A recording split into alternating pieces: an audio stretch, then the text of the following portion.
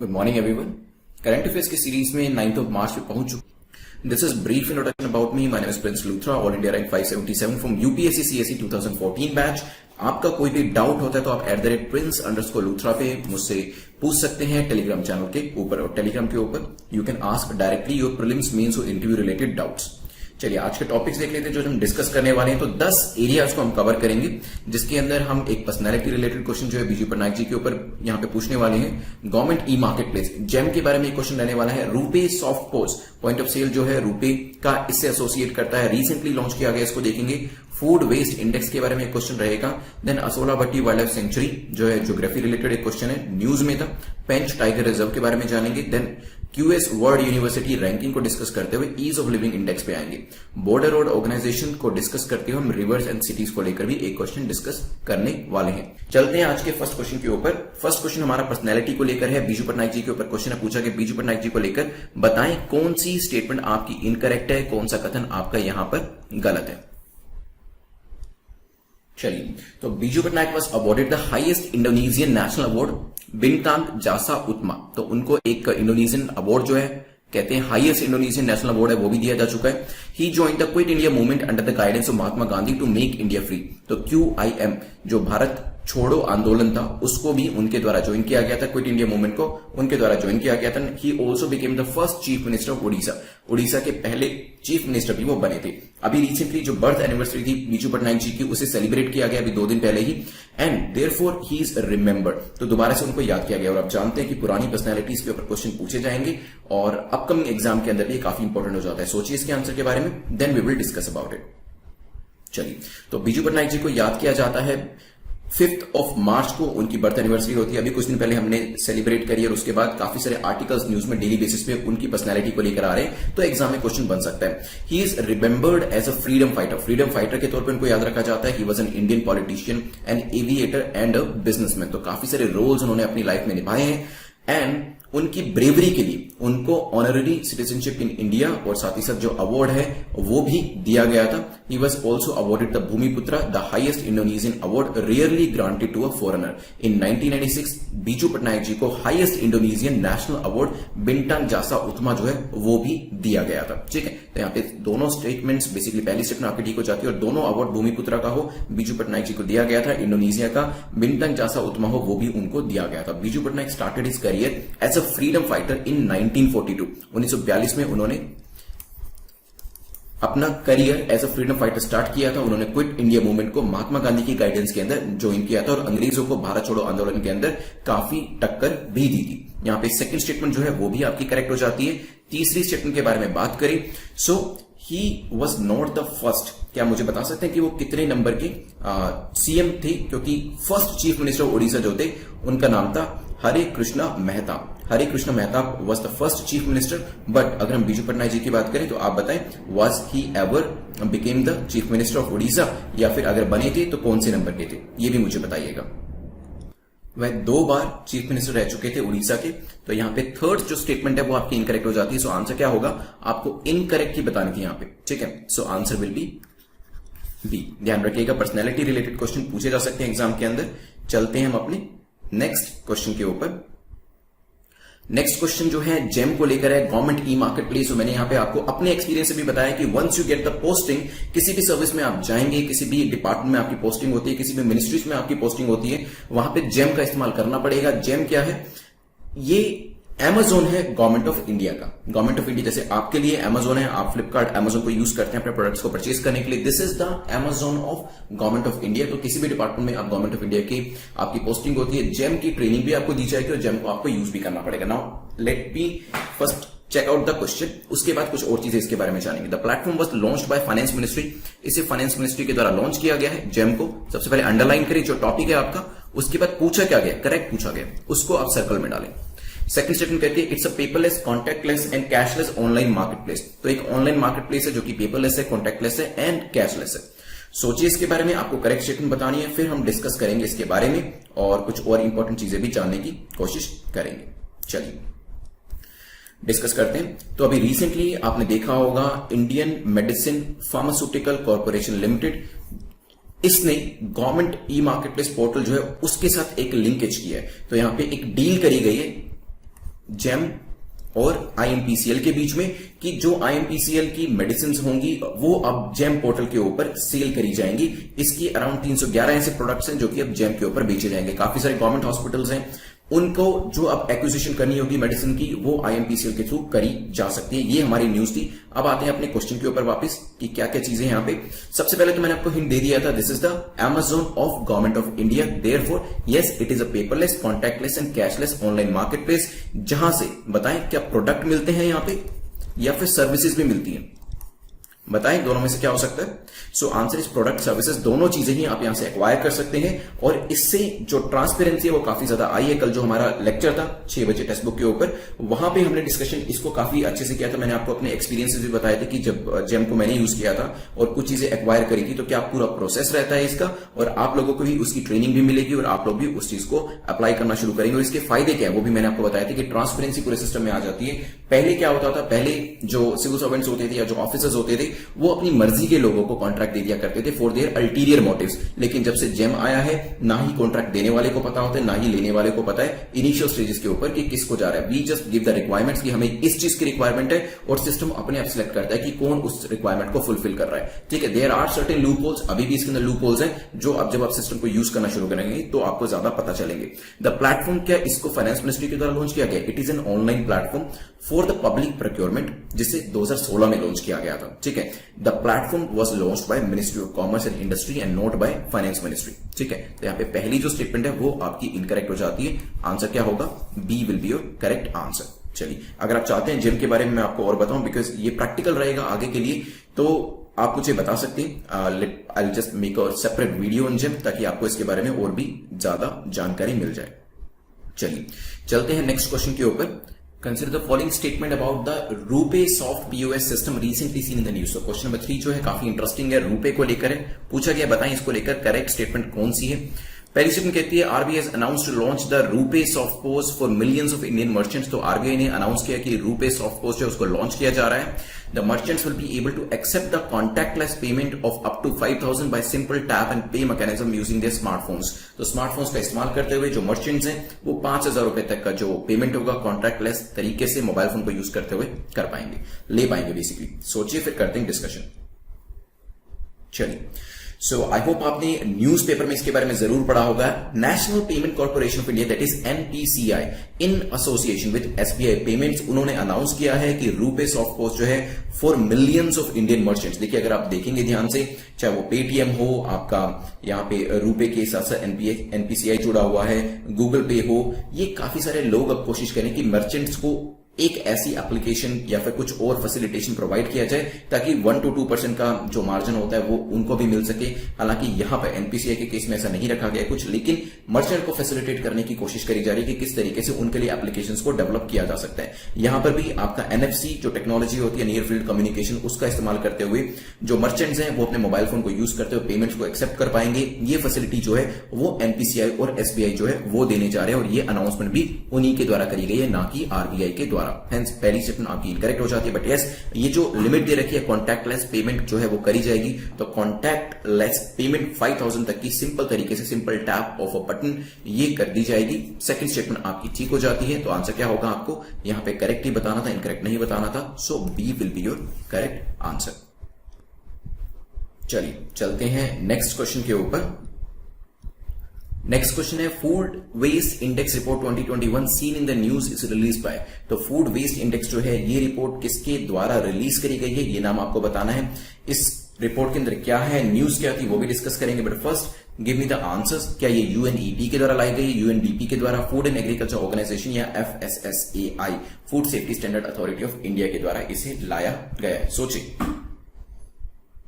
चलिए, so index report is published by UNEP in collaboration with partner organisation, जिसमें WRAP शामिल था। Out of the total waste generation household accounts for the 61% of the waste. तो ज्यादातर जो food waste होता है वो कहां से होता है, 61% वेस्टेज का जो पूरा पाई है वो कहां से आता है, वो हाउस होल्ड से आता है, घरों से आता है। ठीक है, फूड सर्विसेज जो लोग प्रोवाइड करते हैं वहां से 26% वेस्टेज जो है वो निकल के आता है।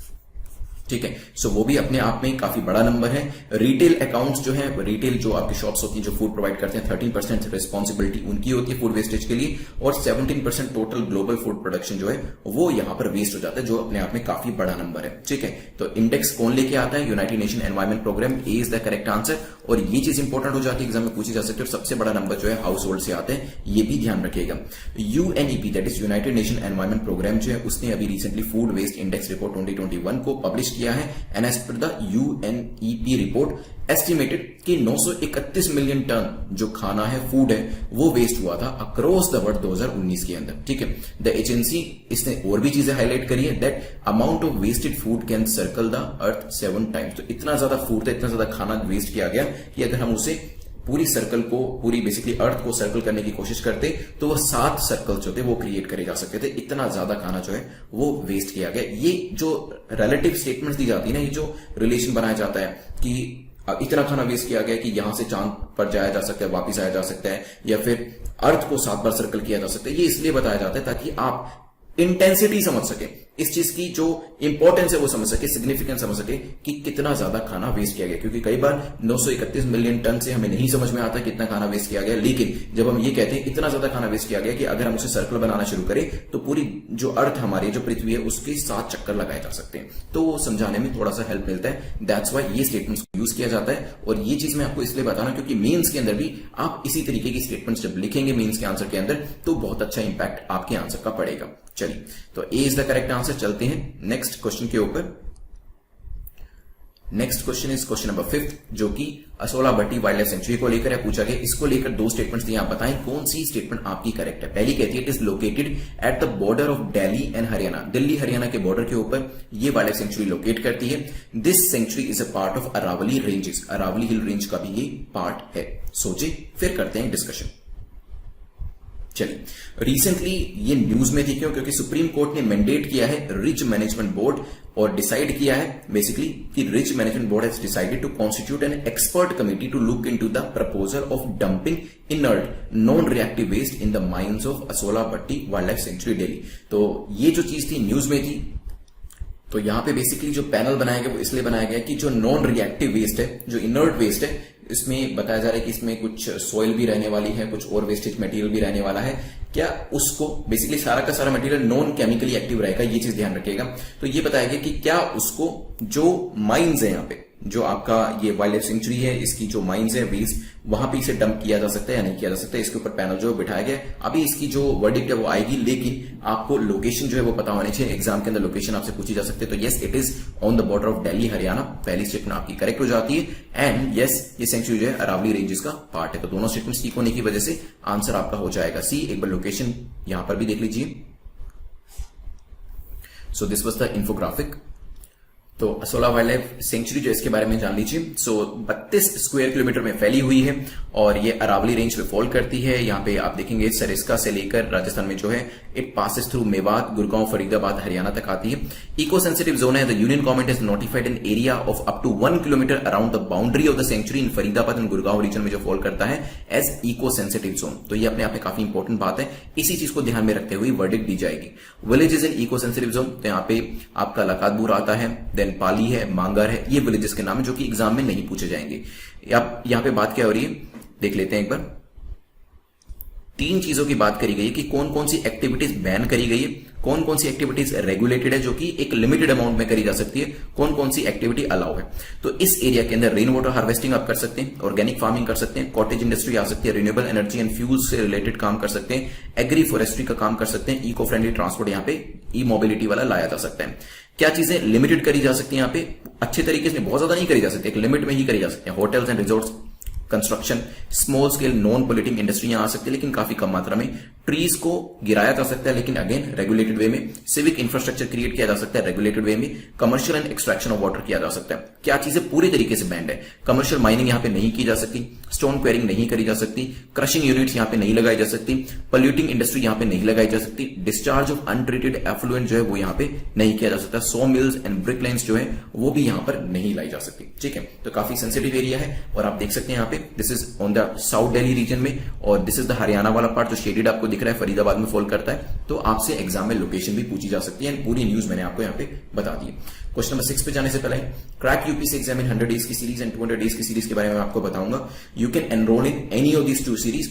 अभी रिसेंटली आपकी क्रैक यूपीएससी इन 100 डेज की जो सीरीज है उसे स्टार्ट किया गया है, और इसके अंदर आपको वीडियोस जो क्लास वीडियोस मिल जाते हैं, एमसीक्यू वीडियोस मिल जाते हैं। देखिए, एग्जाम को क्रैक करने के लिए एमसीक्यूज का सोल्व करना काफी ज्यादा जरूरी है। अगर एमसीक्यूज जो है आप कितनी भी बुक्स पढ़ लें, अगर एमसीक्यू सोल्व करने की आर्ट आपको नहीं आएगी तो प्रीलिम्स एग्जाम जो है उसे क्रैक करना मुश्किल हो जाएगा। तभी यहां पे कोशिश करी गई है कि जो इंस्टीट्यूट्स होते हैं जहां पे आपको क्लास लेक्चर्स दिए जाते हैं वो तो यहां पे रखे ही गए हैं, साथ ही साथ एमसीक्यूज के वीडियोस भी आपके सामने रखे गए हैं। एलिमिनेशन टेक्निक कैसे यूज करनी है, ये सभी चीजों के बारे में भी मैंने आपको बताया है, ताकि आपकी इतनी अच्छी एमसीक्यूज की प्रैक्टिस हो जाए कि प्रीलिम्स एग्जाम में आपका पेपर कम से कम ना रुके। ठीक है, तो यहाँ पे चांसेस यही है 30 से 35 कोशिश कर रहे हैं कि एमसीक्यूज जो है वो यहाँ पे आए किसी न किसी स्टेटमेंट के तौर पे, ताकि आपको एलिमिनेट करने में हेल्प मिले। I just need your 2 hours. अगर आप 2 घंटे डेली बेसिस पे, अब क्योंकि दिन काफी कम रह गए, दे देते हैं तो डेफिनेटली अगर आपने पूरी तैयारी करी है उसको ब्रशअप करने में ये कोर्स आपको हेल्प करेगा।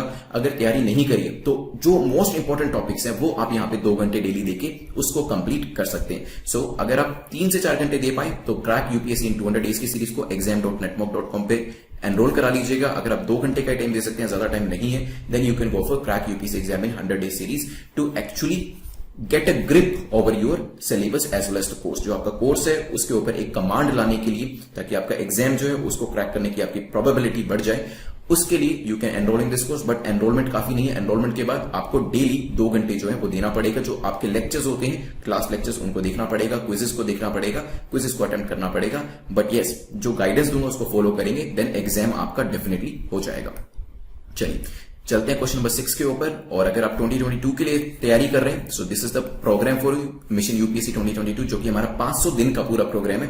500 दिन तक रेगुलर बेसिस पे असाइनमेंट्स मिलते हैं, और जब तक आपका एग्जाम आएगा तब तक आप एक टॉप नॉच जो एस्पिरेंट होते हैं वो बन चुके होंगे, और आपको प्रॉब्लम नहीं होगी किसी भी स्टेज में, चाहे वो प्रीलिम्स हो, मेंस हो, इंटरव्यू, क्योंकि तीनों चीजें इसके अंदर कवर करी जा रही है। नेक्स्ट क्वेश्चन को देखते हैं। क्वेश्चन नंबर 6 बात करता है, क्वेश्चन नंबर 6 जो है टाइगर रिजर्व्स को लेकर या पेंच को लेकर पूछा गया। बताएं कौन सी स्टेटमेंट आपकी करेक्ट है, कौन सा कथन आपका सही है।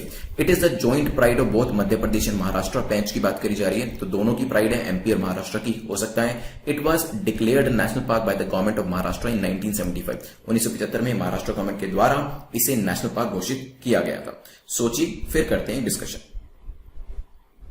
चलिए, तो पीटीआर की बात करें, Pench tiger reserve, it is a joint pride of both Madhya Pradesh and Maharashtra. ध्यान रखिएगा, it is the correct statement. Reserve जो है it is located on the southern reaches of Satpura hills in the Seoni and Chhindwara district of Madhya Pradesh. And ये continue होता होता Nagpur district तक जाता है महाराष्ट्र के अंदर as a separate sanctuary. It was declared as a national park by government of Maharashtra 1975 के अंदर, एंड द आइडेंटिटी जो टाइगर रिजर्व की है वो भी इसको दिया गया था 1998-99 के अंदर। ठीक है, तो दोनों स्टेटमेंट्स आपकी ठीक हो जाती है। C will be the correct answer. एक बार आप यहां पे स्टेटमेंट जो है उसके अलावा एक मैप जो है वो जरूर देख लीजिए। सो मैं एक बार इसको थोड़ा सा मैक्सिमाइज करता हूं। सो यहां पे आप पेंच देख पा रहे होंगे, दिस इज द रीजन। ठीक है, सो यहां पे आपका पग मार्क भी है। पग मार्क का मतलब यही है कि टाइगर रिजर्व से बनाया हुआ है। ठीक है, चलिए चलते हैं नेक्स्ट क्वेश्चन, क्वेश्चन नंबर 7 के ऊपर, जो कि यूनिवर्सिटी रैंकिंग को लेके है। क्रैली सैमंस की रैंकिंग आप जानते हैं, एग्जाम में पूछी जाती है। पूछा गया यहाँ पे, इस रैंकिंग को लेकर बताएं कौन सी स्टेटमेंट आपकी करेक्ट है, कौन सा कथन आपका सही है क्यूएस रैंकिंग को लेकर। ठीक है, पहली स्टेटमेंट कहती है the number of Indian universities institutions in the top 100 subject ranking has increase. तो यहां पे क्या हुआ है, सब्जेक्ट वाइज रैंकिंग जो करी गई है उसके अंदर इंडिया की जो परफॉर्मेंस है उसमें एक इंक्रीमेंट देखा गया है। It is an annual publication of university ranking which comprises the global overall and subject ranking. एक एनुअल पब्लिकेशन होती है जिसके अंदर यूनिवर्सिटी को रैंक किया जाता है और यहाँ पे सब्जेक्ट रैंकिंग को भी किया जाता है। सोचिए, फिर करते हैं डिस्कशन।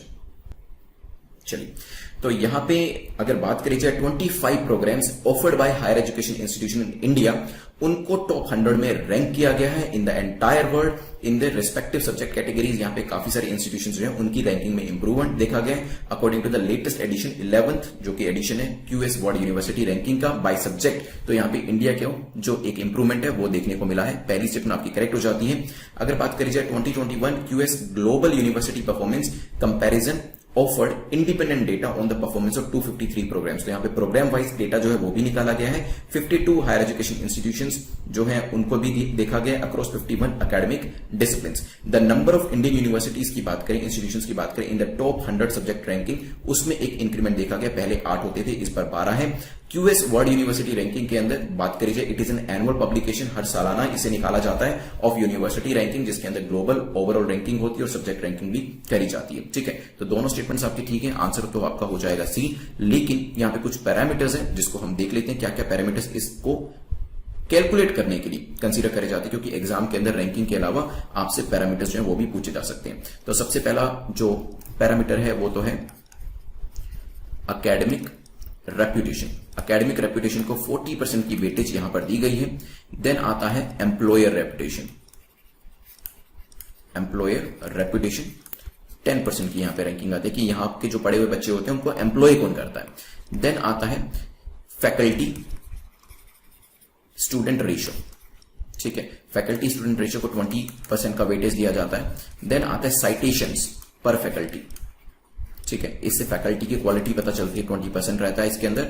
इंटरनेशनल फैकल्टी रेशियो, इसको 5% वेटेज दी जाती है। और फाइनली इंटरनेशनल स्टूडेंट रेशियो, आपके पास इंडिया के बाहर की कौन सी फैकल्टी है या फिर इंटरनेशनल फैकल्टी कौन सी है, इंटरनेशनल स्टूडेंट आपके यहाँ पे कितने एनरोल होते हैं, 5% उसको दिया जाता है। ठीक है, 25 programmes offered by higher education institution in India, उनको टॉप 100 के अंदर रैंक किया गया है। इसी वजह से ये न्यूज थी और यहां पे क्वेश्चन आपके सामने बन के आ सकता है। चलते हैं नेक्स्ट क्वेश्चन के ऊपर।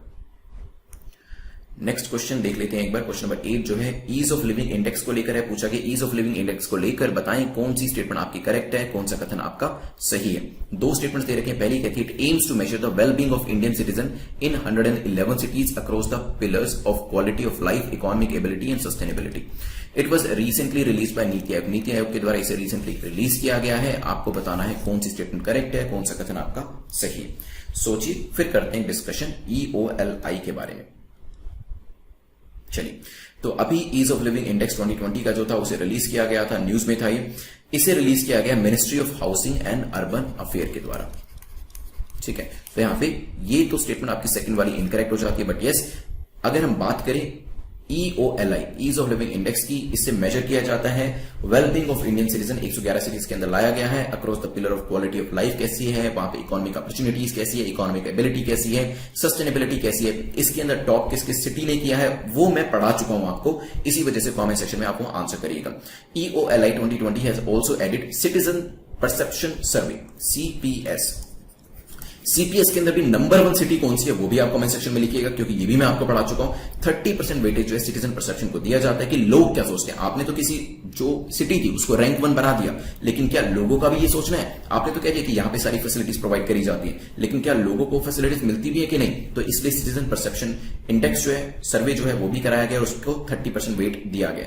The rankings were announced for cities with the population of more than 1 million and less than 1 million. ठीक है, तो मोर देन 1 मिलियन के लिए रैंकिंग में जो टॉप सिटी है वो एक अलग सिटी है, लेस देन मिलियन में एक सिटी जो है वो अलग सिटी है। चलिए, एक सिटी का नाम मैं बता देता हूं, बाकी का नाम आप बताना। जो मोर देन मिलियन में सिटी ने टॉप किया है दैट इज बेंगलुरु। आप मुझे बताइएगा लेस देन मिलियन में किस सिटी ने टॉप किया ईज ऑफ लिविंग इंडेक्स के अंदर, और CPS सिटीजन परसेप्शन सर्वे के अंदर टॉप सिटी कौन निकल के आई है। ये चीजें मैंने आपको पढ़ाई है, इसी वजह से मैं आपसे पूछ रहा हूं, अदरवाइज नहीं पूछता।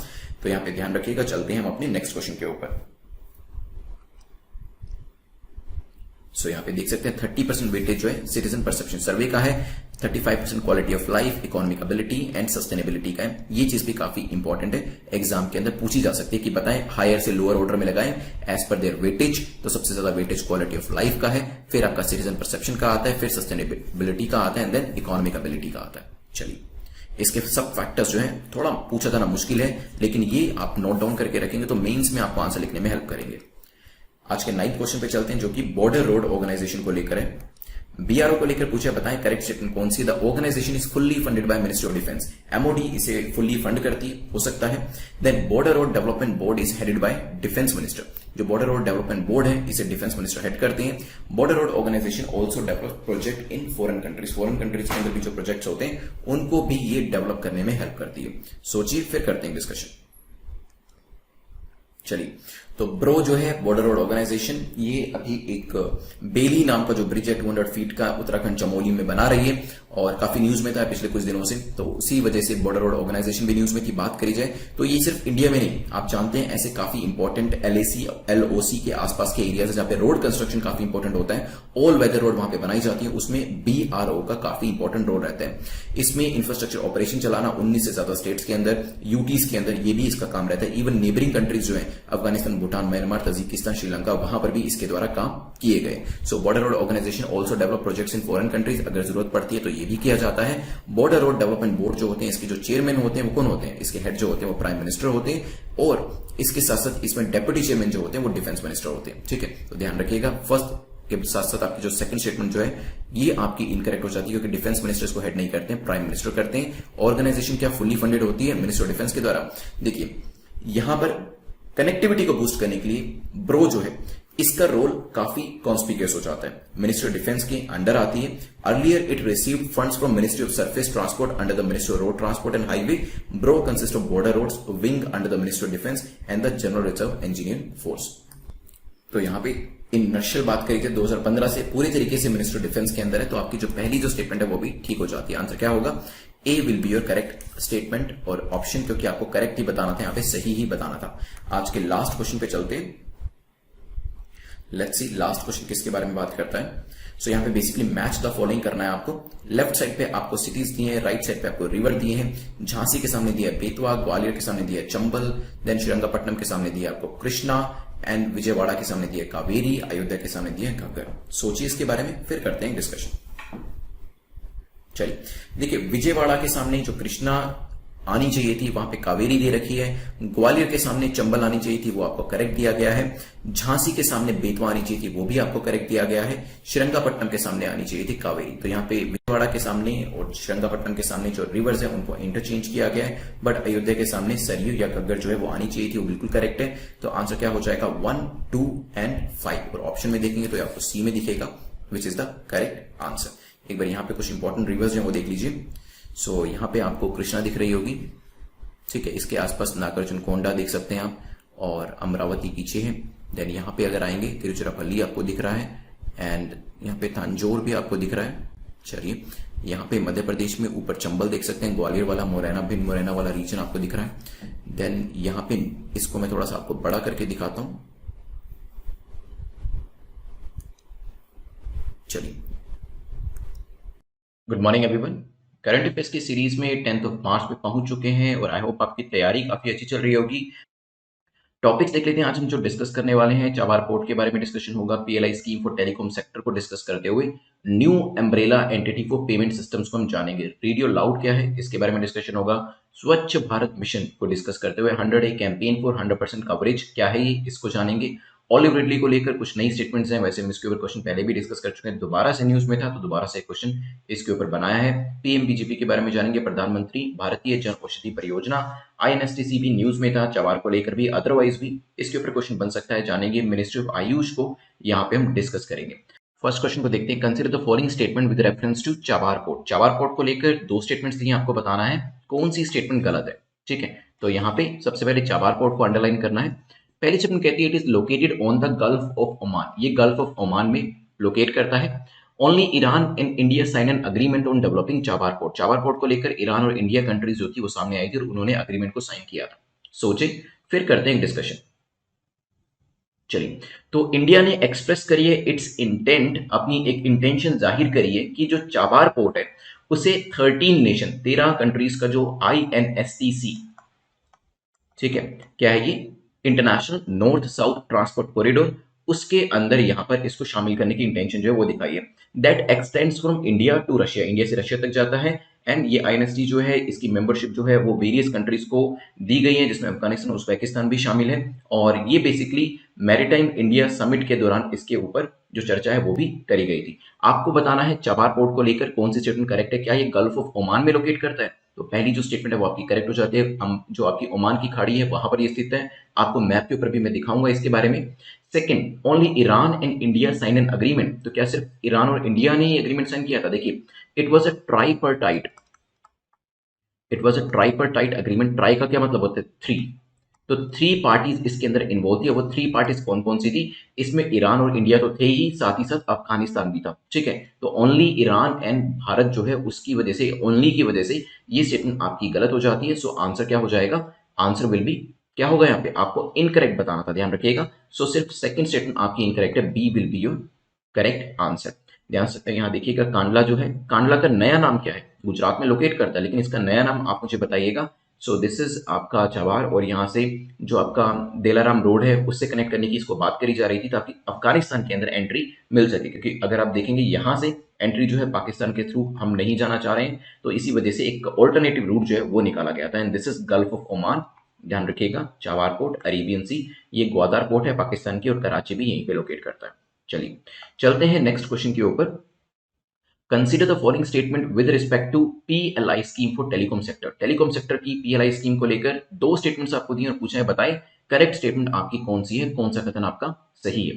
It aims to give companies incentives on the incremental sales from product manufactured in domestic units. तो डोमेस्टिक यूनिट्स के अंदर जो चीजें मैन्युफैक्चर करी जाती हैं उसके ऊपर इंसेंटिव दिया जाता है अगर सेल्स इसमें इंक्रीज करी जाती है तो हो सकता है।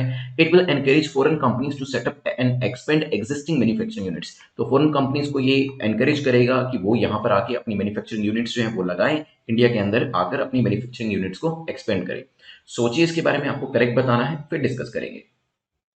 चलिए देखिए, यूनियन कैबिनेट ने अप्रूव किया है प्रोडक्शन लिंक्ड इंसेंटिव स्कीम। नाम से ही पता चल रहा है प्रोडक्शन लिंक्ड, मतलब किससे लिंक है? प्रोडक्शन के साथ लिंक्ड है, तो प्रोडक्शन जैसे किया जाएगा उस हिसाब से यहाँ पे इंसेंटिव दिया जाएगा। Production linked incentive scheme for the telecom sector with N outlay of 12,000 crore के आसपास का यहाँ पे जो आउटले है इसको दिया गया। मोर स्पेसिफिकली 12,195 करोड़ जो है वो अगले 5 सालों के लिए दिया गया है। यहाँ पे जो इंसेंटिव है वो प्रोडक्शन के साथ साथ इंक्रीमेंटल सेल्स, कुछ ऐसे पैरामीटर्स जो है वो सेट किए जाते हैं, जब वो पैरामीटर्स मिल जाते हैं उसके बाद ही ये जो बेनिफिट है वो व्यक्ति को या फिर उस यूनिट को दिया जाता है।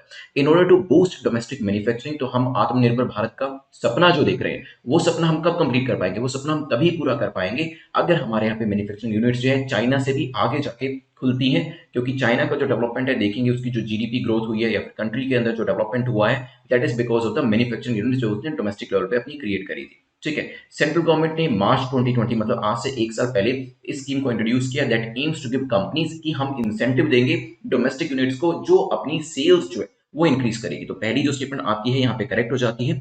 यहाँ पे फॉरेन कंपनीज को एनकरेज करने की बात नहीं करेगी, क्योंकि हम आत्मनिर्भर आत्मनिर्भर भारत का सपना ले रहे हैं। इट मींस हम अपने डोमेस्टिक इंडस्ट्रीज को कह रहे हैं कि आप ज्यादा से ज्यादा मैन्युफैक्चरिंग यूनिट्स को ओपन करें, उसमें मैन्युफैक्चरिंग करें, ज्यादा से ज्यादा सेल्स करें। आपको इंसेंटिवाइज करने का काम जो है वो सरकार के द्वारा किया जाएगा। तो यहाँ पे आंसर क्या होगा आपका? A will be your correct answer. जैसे ही क्वेश्चन आप रीड करना कंप्लीट करते हैं तो उसका आंसर कमेंट सेक्शन में करना शुरू कर दीजिएगा। And if you like the video, अगर आपको वीडियो पसंद आता है then you can press the like button, उससे I will also be encourage. और अगर आपको कोई फीडबैक देना है तो वो भी @prince_luthra पे जरूर दीजिएगा। मेक इन इंडिया पुश का जो इन्फोग्राफिक है वो मैंने आपको यहाँ पे दिया है। स्कीम क्या है? Basically it will offer gear market annual cash incentive 4 to 7% on any increase in sale of locally made equipment over the next 5 years compare with 2019-20 levels. 2019-20 से कंपेयर किया जाएगा, और अगर सेल्स के अंदर वृद्धि देखी जाती है तो यहाँ पे इंसेंटिवाइजेशन करने का भी काम किया जाएगा। To make India an electronic production hub, create jobs and cut imports specially from China. तो यहाँ पे काफी सारी चीजें करी जा रही है। एक तो आत्मनिर्भर भारत का सपना हमारा होने वाला है पूरा, साथ ही साथ जब हमारे यहाँ पे मैन्युफैक्चरिंग यूनिट्स बढ़ेंगी तो जॉब अपॉर्चुनिटीज क्रिएट होंगी। थर्ड, हमें इंपोर्ट जो है उस पर डिपेंडेंट नहीं रहना पड़ेगा। जब हमारे यहाँ पे खुद ही मोबाइल फोन्स हम मैन्युफैक्चर कर रहे होंगे, हमारे यहाँ पे खुद डेटा केबल से लेके आपके अडेप्टर्स, चार्जर्स जो है जो अभी हम चाइना से इंपोर्ट करते हैं, वो सभी जब हमारी खुद की ही कंट्री के अंदर बन रहे होंगे, मैन्युफैक्चर हो रहे होंगे, तो चाइना को बहुत बड़ी मात्रा में जो हम फॉरेन एक्सचेंज देते हैं ये सब चीजें इंपोर्ट करने के लिए वो नहीं देना पड़ेगा, और फेवर जो है पूरा का पूरा बैलेंस ऑफ पेमेंट जो है वो हमारे फेवर में आ जाएगा। तो ये एक छोटा सा स्टेप लेके काफी ज्यादा चीजें जो है वो एक ही बारी में करी जा सकती है। चलिए चलते हैं नेक्स्ट क्वेश्चन के ऊपर, which is question number 3। Consider the following statement about the new umbrella entity for payment systems recently seen in news. आपको बताना है कौन सी स्टेटमेंट यहाँ पे इनकरेक्ट है, कौन सी स्टेटमेंट यहाँ पे गलत है। तो रिसेंटली एक new umbrella entity for payment system आए हैं, उसको लेकर दो स्टेटमेंट है। पहली कहती है it will be a non profit entity that will set up, manage and operate new payment system. ये एक नॉन प्रॉफिट एंटिटी रहने वाली है जो कि क्या करेगा, नए पेमेंट सिस्टम्स को सेटअप करेगा, मैनेज करेगा और इवन उसको ऑपरेट भी करेगा, हो सकता है। It aims to create an alternative mechanism to existing NPCI, national payment corporation of India, जो बेसिकली उसने यूपीआई क्रिएट किया और काफी सारी चीजें दूसरी भी इसने क्रिएट करी है, उसका एक ऑल्टरनेटिव मैकेनिज्म जो है वो इस न्यू अम्ब्रेला एंटिटी के द्वारा प्रोवाइड किया जाएगा। सोचें, फिर करते हैं डिस्कशन।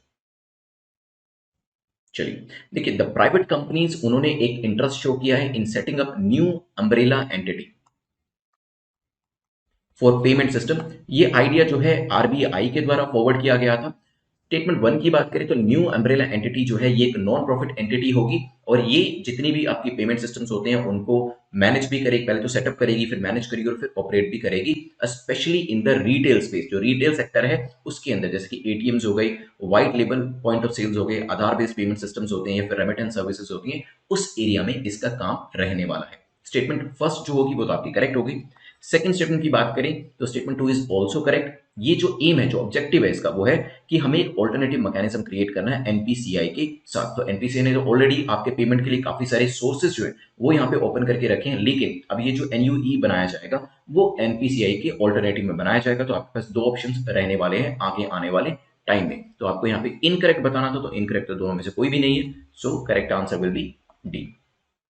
चलिए चलते हैं नेक्स्ट क्वेश्चन के ऊपर, विच इज क्वेश्चन नंबर 4। पूछा गया है radio loud quasar seen in news is discovered by. तो रेडियो लाउड क्वाजार जो है ये किसके द्वारा डिस्कवर किया गया है? अमेरिकन ऑर्बिटिंग एस्ट्रोनॉमिकल ऑब्जर्वेटरी के द्वारा, European southern observatory's very large telescope ESO VLT, XMM Newton observatory के द्वारा, major atmospheric Cherenkov experiment telescope मेज के द्वारा। सोचिए इसके बारे में, फिर करते हैं डिस्कशन।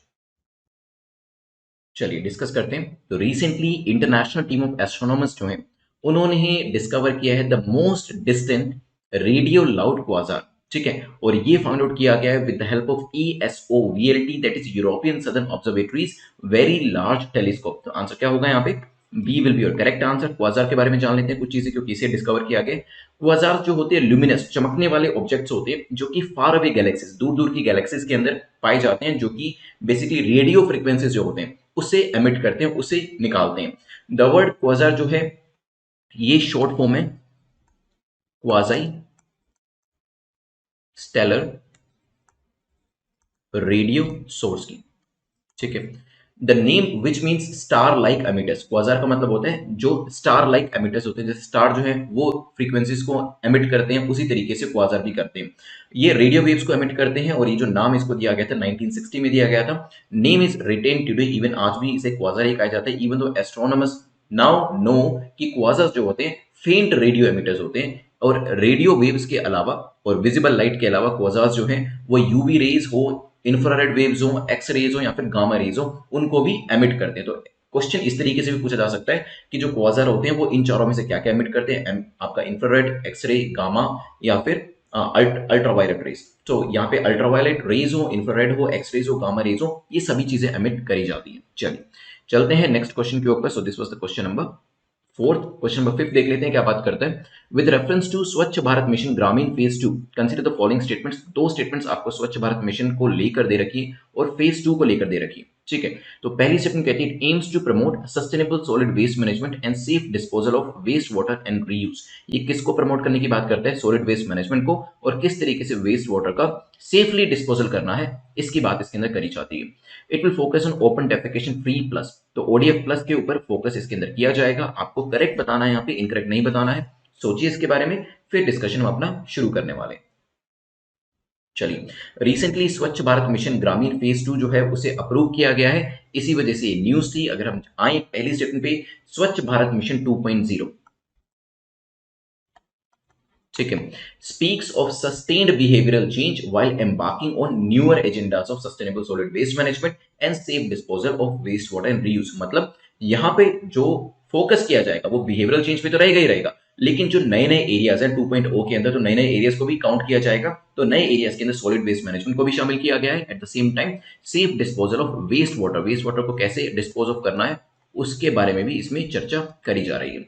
सेकंड स्टेटमेंट की बात करें तो yes it will focus on ODF plus, जिसका मतलब है जिसमें क्या क्या नई चीजें आती है। ओडीएफ प्लस तो ठीक है, मान लिया हमने, विच इंक्लूड्स, क्या इंक्लूड किया जाता है इसके अंदर, ODF sustainability and solid and liquid waste management. ठीक है, तो ध्यान रखिएगा ओडीएफ ओपन डेफिकेशन फ्री की जो सस्टेनेबिलिटी है, साथ ही साथ सॉलिड वेस्ट मैनेजमेंट कैसे करना है, लिक्विड वेस्ट मैनेजमेंट कैसे करना है, ये ओडीएफ 2.0 के अंदर, ओडीएफ प्लस के अंदर बेसिकली आपको देखने को मिलेगा। दोनों स्टेटमेंट्स ठीक होने की वजह से आंसर क्या हो जाएगा, C will be your correct answer, ध्यान रखिएगा।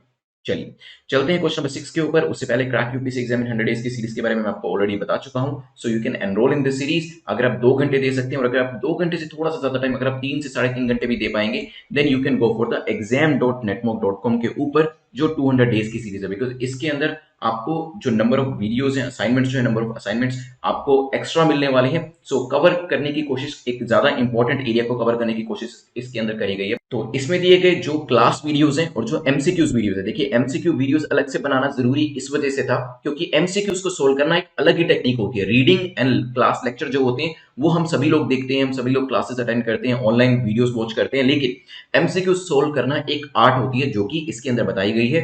बेसिकली जब आप इतने सारे एमसीक्यूज को सॉल्व भी करते हैं बैक टू बैक, तो कुछ चीजें वैसे ही आपको इंटरनलाइज हो जाती हैं कि यस अगर एग्जाम में एमसीक्यूज आते हैं तो उसे कैसे सोल्व करना है। तो वो पूरी कोशिश करी गई है इन 2 सीरीज के अंदर कि अपकमिंग प्रीलिम्स 2021 के लिए आपकी तैयारी अच्छी से हो जाए। डिपेंडिंग अपॉन योर टाइम आप सीरीज के अंदर एनरोल कर सकते हैं। आई रेकमेंड कि आप 200 डेज की सीरीज के लिए जाएगा, बिकॉज यहाँ पे जो कवरेज है वो आपको ज्यादा मिल जाएगा। अदरवाइज अगर आपके पास ज्यादा टाइम नहीं है तो आप 100 डेज की सीरीज के लिए भी जा सकते हैं, लेकिन इंश्योर करें कि जो वीडियोस हैं और जो मैं आपको सजेशन इसके अंदर देता हूं उसको आप फॉलो करिएगा। अपकमिंग प्रीलिम्स एग्जाम के अंदर आपकी क्रैक करने की प्रोबेबिलिटी जो है वो इंक्रीज हो जाएगी। अगर इस साल नहीं देना चाहते हैं, 2022 के लिए तैयारी कर रहे हैं, then this is the series for you जिसे आप ज्वाइन कर सकते हैं। क्वेश्चन नंबर 6 को देख लेते हैं एक बार। क्वेश्चन नंबर 6 बात करते हैं in context of 100 days campaign for 100% coverage consider the following statements. तो आपको यहाँ पे 100 डेज कैंपेन 100% कवरेज के बारे में बता रखा है और कहा है कि बताएं कौन सी स्टेटमेंट इस कैंपेन को लेकर सही है। पहली स्टेटमेंट कहती है it is launched by ministry of drinking water and sanitation. तो किस मिनिस्ट्री के द्वारा लॉन्च किया गया ये बताया हुआ है। It aims to provide portable pipe water supply for drinking and cooking purposes and tap water for hand washing and toilets in every school, anganwadi and ashramshala और रेजिडेंशियल ट्राइबल स्कूल। तो यहाँ पे पानी प्रोवाइड करने की, पाइप वाटर प्रोवाइड करने की बात करी गई है और कहा गया कि हमें anganwadi school, ashramshala, residential tribal school के अंदर जो ये पानी की फैसिलिटी है वो प्रोवाइड करनी है। सोचिए इसके बारे में, फिर करते हैं डिस्कशन। चलिए, according to information provided to parliamentary standing committee on water resources, तो जो पार्लियामेंट्री स्टैंडिंग कमेटी थी वाटर रिसोर्सेज के ऊपर, उसको कुछ इंफॉर्मेशन दी गई है और कहा गया है कि 1/2 of government school and anganwadis उनके पास टैप वाटर सप्लाई अवेलेबल है despite a 100-day campaign for 100% coverage being launched by जल शक्ति मिनिस्ट्री इन अक्टूबर 2020। मुझे याद है इसके ऊपर भी हमने एमसीक्यूज अभी कुछ महीने पहले डिस्कस किए थे। अक्टूबर 2020 में जब ये 100 दिन का मिशन मोड प्रोजेक्ट आया था कि हमें 100 दिन के अंदर ये पानी प्रोवाइड करना है, ये टैप वाटर कनेक्शन प्रोवाइड करनी है, तो यहाँ पे कोशिश करी गई थी कि 100% जो कवरेज है वो किया जाएगा, लेकिन 100% हम नहीं कर पाए, 50% कराया हमने और ये इन्फॉर्मेशन हमने पार्लियामेंट्री स्टैंडिंग कमेटी को दी है। लेकिन साथ ही साथ मैंने आपको ये भी बताया ये लॉन्च किया गया था जल शक्ति मिनिस्ट्री के द्वारा अक्टूबर 2020 के अंदर, तो पहली स्टेटमेंट आपकी इनकरेक्ट हो जाती है। साथ ही साथ यस ये एक मिशन मोड में चीज लाई गई थी। मिशन मोड का मतलब यही होता है कि आपको उससे एफिशिएंटली करना है और एक लिमिटेड टाइम पीरियड के अंदर उसे अचीव भी करना है। ये मिशन मोड में आपको बहुत बार काम करना पड़ेगा। Once you get the posting, जब आपको पोस्टिंग मिलती है डिस्ट्रिक्ट के अंदर या किसी मिनिस्ट्रीज के अंदर, अलग अलग प्रोजेक्ट्स आपको दिए जाएंगे और आपको ये भी बताया जाएगा कि इस प्रोजेक्ट की टाइमलाइन क्या है, क्या इसे मिशन मोड में करना है या फिर नॉन मिशन मोड में करना है। जब आपको कोई भी चीज मिशन मोड में दी जाएगी आपके सीनियर्स के द्वारा, आपके जो ऊपर मिनिस्टर्स हैं उनके द्वारा, then you will get to know कि यस इसको मुझे जल्दी से जल्दी करना है और टाइम बाउंड मैनर में इसे इंप्लीमेंट करना है। ठीक है, यहाँ पे पोर्टेबल पाइप वाटर सप्लाई की बात करी गई थी। एट द सेम टाइम यहाँ पे टॉयलेट्स के अंदर जो आपकी पानी की फैसिलिटीज है, टैप वाटर कनेक्शन है, वो भी प्रोवाइड करने की बात करी गई थी कि हमें स्कूल्स के अंदर, आंगनवाड़ी के अंदर, रेजिडेंशियल ट्राइबल स्कूल के अंदर ये जो फैसिलिटीज हैं वो प्रोवाइड करनी है। ध्यान रखिएगा, सेकंड स्टेटमेंट आपकी करेक्ट हो जाती है। आंसर क्या होगा? B will be your correct answer. Ministry का नाम ध्यान रखिएगा, वहां पर गलती मत करिएगा। Basic need unmet, while 7 states in the country have 100% tap water coverage in school, 3 have abysmally low coverage of less than 15%। यहाँ पे स्टेट वाइज डेटा जो है वो भी आपको दिया हुआ है, तो इसे प्लीज आप कवर कर लीजिएगा, नोट्स में जरूर ऐड कर लीजिएगा। चलते हैं नेक्स्ट क्वेश्चन के ऊपर। क्वेश्चन नंबर 7 जो है पूछ रहा है consider the following about olive ridley. Olive ridley को लेकर आपको 2 स्टेटमेंट्स दिए और आपसे पूछे कि बताएं यहाँ पर करेक्ट स्टेटमेंट कौन सी स्टेटमेंट आपकी ठीक है। आईयूसीएन स्टेटस दिया है, वल्नरेबल स्पीसीज है ये आईयूसीएन के हिसाब से पॉसिबल है। सेकंड की बात करें it is found in warm and tropical water primarily in Indian ocean only. तो ये वार्म और ट्रॉपिकल वाटर में मिलता है और इंडियन ओशन में ही पाया जाता है। ये भी हो सकता है। सोचिए इसके बारे में क्या आंसर होगा। वैसे हम ऑलिव रिडले के बारे में पहले भी काफी सारे क्वेश्चंस कवर कर चुके हैं, क्योंकि कुछ कुछ महीनों के बाद ऑलिव रिडले के ऊपर कोई ना कोई न्यूज आती है और हम कोशिश करते हैं इसको कवर करने की, बिकॉज जितने ज्यादा बार कोई न्यूज आ रही है, कई बार ये भी होता है, देखिए वैसे ज्यादा न्यूज में दो चीजें होती हैं, या तो वो बिल्कुल ही आपका एग्जाम के लिए अनइम्पोर्टेंट हो जाती है, या फिर क्योंकि वो ज्यादा बार न्यूज़पेपर में आ रही है और अगर एक रैंडम तरीके से क्वेश्चन बनाया जाता है तो उसका एक्सपोजर जो आपका पेपर सेटर है उसके सामने ज्यादा होगा, तो इसके आने की जो चांसेस है वो भी बढ़ जाते हैं। बट हम दोनों ही तरीकों से चलेंगे और कोई भी चीज यहाँ पे छोड़ने वाले नहीं है। तो यहाँ पे 3 मेंबर पैनल जो है वो उड़ीसा की हाई कोर्ट ने बनाया है, और क्योंकि कुछ दिन पहले न्यूज थी कि गरिमाता के पास 600 ऑलिव रिडले टर्टल जो थी उसकी डेथ हो गई थी, और वहां के फॉरेस्ट डिपार्टमेंट को इस चीज के लिए ब्लेम किया गया था कि आपने इस चीज का रख रखाव सही तरीके से नहीं किया। ठीक है, so that was the news जिसके बारे में आपको पता होना चाहिए। नाउ ऑलिव रिडले प्रीलिम्स के अंदर पूछा जा सकता है। आईयूसीएन स्टेटस की बात करें तो इट इज वल्नरेबल, बिल्कुल ठीक है, लेकिन सेकंड स्टेटमेंट पे आएंगे, it is found in warm water, क्या ठीक है? क्या ये ट्रॉपिकल वाटर में मिलते हैं? यहां तक ठीक है। यहाँ पे ओनली, ठीक है, ओनली की वजह से यहाँ पे ये गलत हो जाता है, क्योंकि it is found in Indian ocean primarily in the pacific and Indian ocean. तो ओनली की वजह से स्टेटमेंट गलत हो जाती है, because primarily they are found in the pacific as well as Indian ocean. ठीक है, सो आंसर क्या हो जाएगा आपका?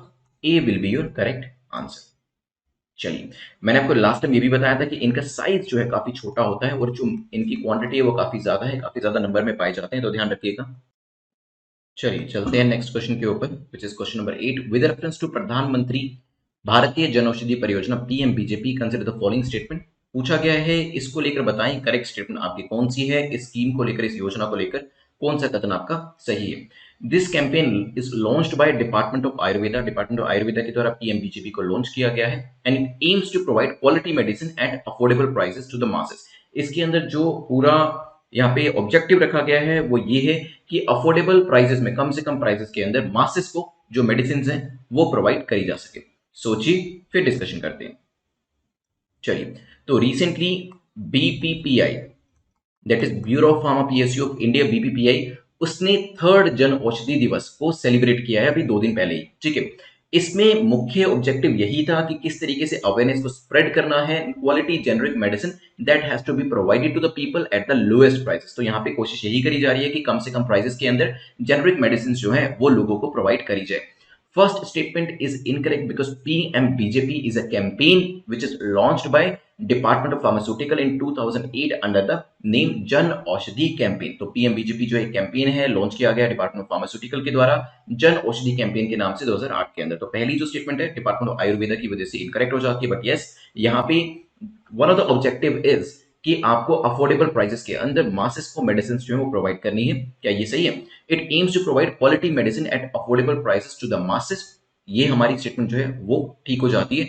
PMBJP stores have been set up to provide generic drugs. इसके अंदर जेनरिक ड्रग्स जो है उसके लिए अलग अलग जगह पे स्टोर्स जो है वो खोले गए हैं। कुछ दिन पहले ये भी न्यूज थी, ये भी हमने कवर किया था कि इसको लेके एक ऐप भी लॉन्च करी गई। उस ऐप के अंदर आप लोकेट कर सकते हैं कि आपके घर के आसपास कौन सा जन औषधि स्टोर लोकेट करता है, ताकि आप वहां से मेडिसिन को परचेज कर पाए। क्वालिटी की बात करें, एफिकेसी की बात करें, तो जो आपकी ब्रांडेड ड्रग्स होती हैं काफी एक्सपेंसिव होती है, लेकिन उसी के इक्विवेलेंट जो है इस जेनरिक मेडिसिन के अंदर आपको एफिकेसी जो क्वालिटी है वो मिल जाएगी। तो आंसर क्या होगा? B will be your correct answer. चलिए चलते हैं नेक्स्ट क्वेश्चन के ऊपर, which is question number 9। Question number 9 बात करता है आईएनएसटीसी के बारे में। International north south transport corridor को लेकर 3 स्टेटमेंट्स हैं। आपसे पूछा गया बताएं कौन सी स्टेटमेंट आपकी करेक्ट है, कौन सा कथन आपका सही है। तो यहाँ पे पहली स्टेटमेंट कहती है it is a multi modal transport corridor. Multi modal transport corridor है, हो सकता है। It is established by India only, India के द्वारा ही इसे एस्टैब्लिश किया जा रहा है। It includes multi mode network of ships, rails and rail route. तो इसमें रोड भी है, शिप भी है, रेल भी है, तीनों ही चीजें इसके अंदर शामिल है। सोचे इसके बारे में, फिर करते हैं डिस्कशन। चलिए, इंडिया ने अभी मैंने आपको बताया था कि चबाहार पोर्ट को इंक्लूड करने की अपनी जो इंटेंट थी उसको दिखाया था 13 नेशन इंटरनेशनल आईएनएसटीसी के बारे में, जो कि इंडिया से रशिया तक जाता है, और इसमें उज्बेकिस्तान, अफगानिस्तान जैसी कंट्री जो है वो भी इसके अंदर शामिल है। अगर हम बात करें पहली स्टेटमेंट की, तो it is a multi modal transportation, जो कि 12 सितंबर 2000 में एस्टैब्लिश किया गया था सेंट पीटर्सबर्ग में। ईरान, रशिया, इंडिया तीनों इसमें शामिल थे। तो कहें कि सिर्फ इंडिया की ही इनिशिएटिव है तो वो सही नहीं होगा, हेंस आपकी सेकंड स्टेटमेंट जो है वो इनकरेक्ट हो जाती है, क्योंकि ईरान भी शामिल था, इंडिया भी शामिल था और रशिया भी शामिल था। इसमें कोशिश करी गई है कि किस तरीके से ट्रांसपोर्टेशन जो है ये मेंबर कंट्रीज, मेंबर स्टेट्स के अंदर इंप्रूव किया जा सकता है और यहाँ पे एक कॉपरेशन एस्टेब्लिश करी जा सकती है इन कंट्रीज के बीच में, चाहे वो शिप के माध्यम से ट्रांसपोर्टेशन और रेल के माध्यम से या रोड के माध्यम से हो। And yes, it is a multi modal, वो तो नाम से पता चल गया, ट्रांसपोर्टेशन मल्टी मॉडल है, तभी तो हम रेल की, शिप की और रोड की बात कर रहे हैं यहाँ पे। तो पहली और तीसरी स्टेटमेंट में ज्यादा डिफरेंस नहीं था, कॉमन सेंस को यूज करके हम दोनों को ही यहाँ पे करेक्ट मार्क कर सकते थे। तो आंसर क्या हो जाएगा आपका? C will be your correct answer. एक बार मैप पे देख लीजिए किस तरीके से दिखता है।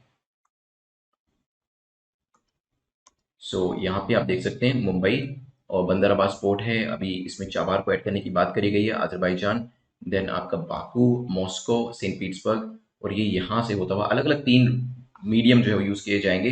This is the standard route जो आपको दूसरे कलर का दिख रहा है, and this is the INSTC जिसमें रेल, रोड और शिप को शामिल किया जाएगा। चलिए चलते हैं नेक्स्ट और आज के लास्ट क्वेश्चन के ऊपर। आयुष को लेकर पूछा है, which of the following is or are covered under ministry of AYUSH. Ministry of AYUSH के अंदर इन 6 चीजों में से या फिर 6 एरियाज में से जो सिस्टम्स हैं हमारे, उसमें से कौन सा आयुष के अंदर इंट्रोड्यूस किया गया है, कौन सा इसके अंदर ऑलरेडी शामिल है। तो यहाँ पे जल्दी से बताएं, आयुर्वेदा, योगा, नेचुरोपैथी, यूनानी, सिद्धा, होम्योपैथी, एलोपैथी, जल्दी से बताएं।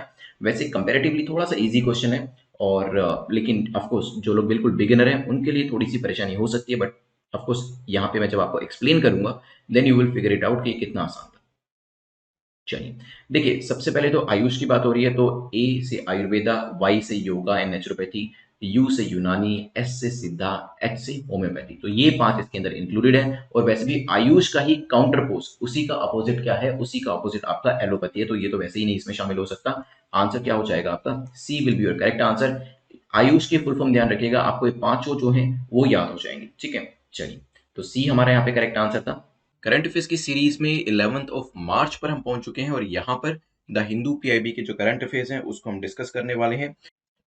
आज के टॉपिक्स देख लेते हैं जो हम डिस्कस करने वाले हैं। तो यहाँ पे उइगर मुस्लिम्स के बारे में जानेंगे, वैक्सीन पासपोर्ट्स के बारे में डिस्कशन होगा, एक्सरसाइज एक है डस्टलिक 2, इसके बारे में डिस्कशन होगा श्यामा प्रसाद मुखर्जी, रर्बन मिशन को लेकर भी एक एमसीक्यू डिस्कस करने वाले हैं। एक्सरसाइज एंड कंट्रीज, इनको लेकर भी एक क्वेश्चन होगा, किस कंट्री के साथ कौन सी एक्सरसाइज करी जाती है। देन इक्वाइन हर्पीज वायरस को लेकर डिस्कशन करेंगे, सेरा वीक हम पहले डिस्कस कर चुके हैं, यहाँ पे नया क्वेश्चन है, देखेंगे इसे। Whale as a species and Nigeria as a country को देखेंगे और विमेन विल क्या है इसके बारे में भी जानेंगे। Consider the following statement with reference to Uyghur Muslims. Uyghur Muslims को लेकर आपके सामने 3 स्टेटमेंट्स दिए और आपसे पूछा है कि बताएं कौन सी स्टेटमेंट इनको लेकर इनकरेक्ट है। तो जो चीज पूछी गई उसको सर्कल में डालें, टॉपिक जो है उसको अंडरलाइन करें। पहली स्टेटमेंट कहती है the Uighurs are predominantly Muslim minority Turkic ethnic group. तो टर्किक एथनिक ग्रुप है ये और प्रीडोमिनेंटली मुस्लिम माइनॉरिटी है ये, हो सकता है। China re recognises the community only as a regional minority and an indigenous group. तो चाइना जो है इनको एक रीजनल माइनॉरिटी मानता है और एक इंडिजिनस ग्रुप में इसको देखता है। They are culturally and ethically close to central Asian nation. तो अगर हम एथनिकली देखें या कल्चरली देखें, वो सेंट्रल एशियन नेशन से ज्यादा क्लोज है। सोचें इसके बारे में, फिर करते हैं एक डिस्कशन। चलिए डिस्कस करते हैं। देखिए कुछ दिन पहले हमने ये भी डिस्कस किया था कि जो चाइनीज ऑफिशियल्स हैं वो जो उइगर मुस्लिम शिनजियांग रीजन के अंदर जो रहते हैं चाइना के अंदर, उनके ऊपर काफी ऑपरेशन कर रहे हैं। इवन जेनोसाइड के जो इल्जाम थे वो भी लगाए गए थे United states house of representative के द्वारा, उन्होंने एक लेजिस्लेशन भी अप्रूव किया था और चाइना को टाइम टू टाइम इस चीज के लिए क्रिटिसाइज भी किया जाता है। अभी रिसेंटली हुआ क्या है, उइगर मुस्लिम विमेन जो है उन्होंने टर्की के अंदर एक प्रोटेस्ट किया है इंटरनेशनल वुमेन्स डे वाले दिन और कहा है कि जो extradition treaty agreement Turkey China के साथ साइन कर रहा है उसको यहाँ पे अपोज किया गया है। अब आते हैं अपने क्वेश्चन के ऊपर वापस, क्योंकि ये जो चीजें हैं ये आपको बैकग्राउंड मैंने दे दिया है। उइगर्स की बात करते हैं। The Uighurs are predominantly Muslim minority, Turkic ethnic group है, तो एथनिसिटी इनकी टर्किक है। Whose origin can be trace to central and east Asia. तो इनका ओरिजिन कहां से आता है? सेंट्रल एशिया से और ईस्ट एशिया से। तो यहाँ पे पहली जो स्टेटमेंट आपकी है वो करेक्ट हो जाती है। आए तीसरी स्टेटमेंट पे पहले, the Uighurs speak their own language similar to Turkish. तो टर्किश जैसी उनकी अपनी एक भाषा है and see themselves as culturally and ethnically close to central Asian nation. तो अपने आप को सेंट्रल एशियन नेशन के ज्यादा एसोसिएटेड मानते हैं वो। तो ये जो स्टेटमेंट है थर्ड स्टेटमेंट वो भी आपकी ठीक हो जाती है। सेकंड स्टेटमेंट की बात करें, China recognises the community only as a regional minority and rejects and rejects, ध्यान से सुनिएगा, रिजेक्ट करता है China that they are an indigenous group. तो चाइना जो है उनको सिर्फ एक रीजनल माइनॉरिटी का दर्जा देता है, लेकिन इंडिजिनस ग्रुप का होना रिजेक्ट करता है पूरे तरीके से। तो सेकंड स्टेटमेंट जो है वो इनकरेक्ट हो जाती है, और आपको इनकरेक्ट ही बतानी थी, तो आंसर क्या हो जाएगा, B will be your correct answer. यहां पे this is the Xinjiang region, जहां पर जो मुस्लिम्स कम्युनिटी है, उइगर मुस्लिम, उनकी संख्या ज्यादा है। और यहां पे ये भी इल्जाम लगे थे कि यहां पे इस रीजन के अंदर जो उइगर मुस्लिम्स हैं उनको जॉब अपॉर्चुनिटी ज्यादा नहीं मिल रही है, क्योंकि यहां पे जो दूसरे चाइनीज हैं उनको यहां पे पंप अप किया जा रहा है ताकि जो मुस्लिम पॉपुलेशन है उसको कम किया जा सके, और जॉब अपॉर्चुनिटीज जो यहाँ पे चाइनीज हैं उनको ज्यादा से ज्यादा प्रोवाइड करी जा रही है, या फिर कहें कि वो ज्यादा से ज्यादा कैप्चर कर रहे हैं। ये चीज भी हमने कुछ दिन पहले डिस्कस करी थी। चलिए चलते हैं नेक्स्ट क्वेश्चन के ऊपर, विच इज क्वेश्चन नंबर 3। पूछा गया है, consider the following statement about the exercise डस्टलिक 2 recently, जिसको कि न्यूज में देखा गया है। डस्टलिक 2 को लेकर दो स्टेटमेंट्स आपको दी हैं, आपको पूछा है कि बताएं आपकी करेक्ट स्टेटमेंट कौन सी है। पहली स्टेटमेंट आपकी कहती है, it is a joint military exercise between India and Kazakhstan. India और कजाकिस्तान के बीच की ये एक एक्सरसाइज है। It aims to counter insurgency and counter terrorism operations in mountainous, rural and urban scenarios under the United Nation mandate। तो इसके अंदर क्या किया जाता है, basically counter insurgency, counter terrorism के मेजर्स जो है ऑपरेशन चलाए जाते हैं माउंटेनियस रीजन के अंदर, रूरल अर्बन सिनेरियोज के अंदर, ताकि हर तरीके से हर जगह पे हर लोकेशन पे जो टेररिज्म है उसको काउंटर किया जा सके, और यूनाइटेड नेशन की मैंडेट में ऐसा किया जाता है। सोचिए इसके बारे में, फिर करते हैं डिस्कशन। चलिए, रिसेंटली इंडिया एंड उज्बेक, ठीक है, जॉइंट मिलिट्री एक्सरसाइज जिसका नाम है डस्टलिक 2, उसको स्टार्ट किया गया उत्तराखंड के अंदर, जो बातिया करके जो रीजन है वहां पर इसे किया जा रहा है। और ये जो है कंट्री कजाकिस्तान नहीं है, इसी वजह से पहली स्टेटमेंट आपकी इनकरेक्ट हो जाती है। लेकिन यस, इसके अंदर counter insurgency operation, counter terrorism operation urban region के अंदर, रूरल रीजन के अंदर, माउंटेनियस रीजन के अंदर ये करे जाएंगे। तो सेकंड स्टेटमेंट आपकी करेक्ट हो जाती है। आंसर क्या होगा, B will be your correct answer. एक बार उज्बेकिस्तान की लोकेशन इंपॉर्टेंट हो जाती है, देख लीजिए, ऊपर कजाकिस्तान है, नीचे तुर्कमेनिस्तान है, तजिकिस्तान भी आपको दिख रहा है, किर्गिस्तान भी आपको दिख रहा है, यहाँ पे नीचे छोटा सा अफगानिस्तान के साथ बॉर्डर टच हो रहा है। चलिए चलते हैं, या ताशकंद फाइल्स वैसे काफी फेमस मूवी है, आपने सुना होगा। किस पर्टिकुलर प्राइम मिनिस्टर के ऊपर ताशकंद फाइल्स जो मूवी है वो बनाई गई है, उसका नाम मुझे प्लीज कमेंट सेक्शन में दीजिएगा, उस प्राइम मिनिस्टर का नाम मुझे प्लीज दीजिएगा। चलिए चलते हैं नेक्स्ट क्वेश्चन को देख लेते हैं, क्वेश्चन नंबर 4 को। क्वेश्चन नंबर 4 बात करता है, with reference to Shyama Prasad Mukherjee rurban mission consider the following statement. Shyama Prasad Mukherjee rurban mission को लेकर आपसे पूछा है कि बताएं कौन सी स्टेटमेंट आपकी करेक्ट है, कौन सा कथन आपका सही है। ठीक है, तो यहाँ पे देखते हैं one by one statements. It is launched by ministry of urban development, तो मिनिस्ट्री ऑफ अर्बन डेवलपमेंट के द्वारा इसे लॉन्च किया गया है। It is a centrally sponsored scheme, ये एक सेंट्रली स्पॉन्सर्ड स्कीम है। अब आपको पता होना चाहिए सेंट्रली स्पॉन्सर्ड, सेंट्रल सेक्टर, तभी आप इसका आंसर कर पाएंगे। हालांकि मैं दोबारा से आपको बता दूंगा, ये रिवाइज करा दूंगा, सोचिए इसके बारे में, फिर डिस्कशन करते हैं। चलिए देखिए, अभी recently 4th anniversary of the launch of SPMRM, Shyama Prasad Mukherjee rurban mission जो है उसको ऑब्जर्व किया गया, उसको रादर सेलिब्रेट किया गया। इसी वजह से ये जो स्कीम है न्यूज में थी, और इसके ऊपर क्वेश्चन आने के चांसेस बन जाते हैं। अगर बात करी जाए क्या ये सेंट्रली स्पॉन्सर्ड स्कीम है, तो ये सेंट्रली स्पॉन्सर्ड स्कीम है। इसमें सेंटर स्टेट के बीच में शेयरिंग रहता है फंड्स का, 60-40, 75-25, 90-10, 100-0, वो आप जानते हैं। पहली स्टेटमेंट की बात करें तो श्यामा प्रसाद मुखर्जी रर्बन मिशन जो है, यहाँ पे इस स्कीम को लॉन्च किया गया था, मिनिस्ट्री ऑफ रूरल डेवलपमेंट के द्वारा लॉन्च किया गया था। किस साल में, 2016 के अंदर। ठीक है, अब इसका मकसद क्या था, इसका मकसद था कि जो रूरल डेवलपमेंट मिनिस्ट्री है उसने इस स्कीम के माध्यम से इंटीग्रेटेड प्रोजेक्ट जो है उसको डिलीवर करना है, इंफ्रास्ट्रक्चर जो है रूरल एरियाज के अंदर वो क्रिएट करना है, जैसे कि अर्बन एरियाज में रहता है, और यहाँ पे डेवलपमेंटल एक्टिविटीज चलाई जाएंगी ताकि इकोनॉमिक तरीके से उस रीजन का विकास हो सके।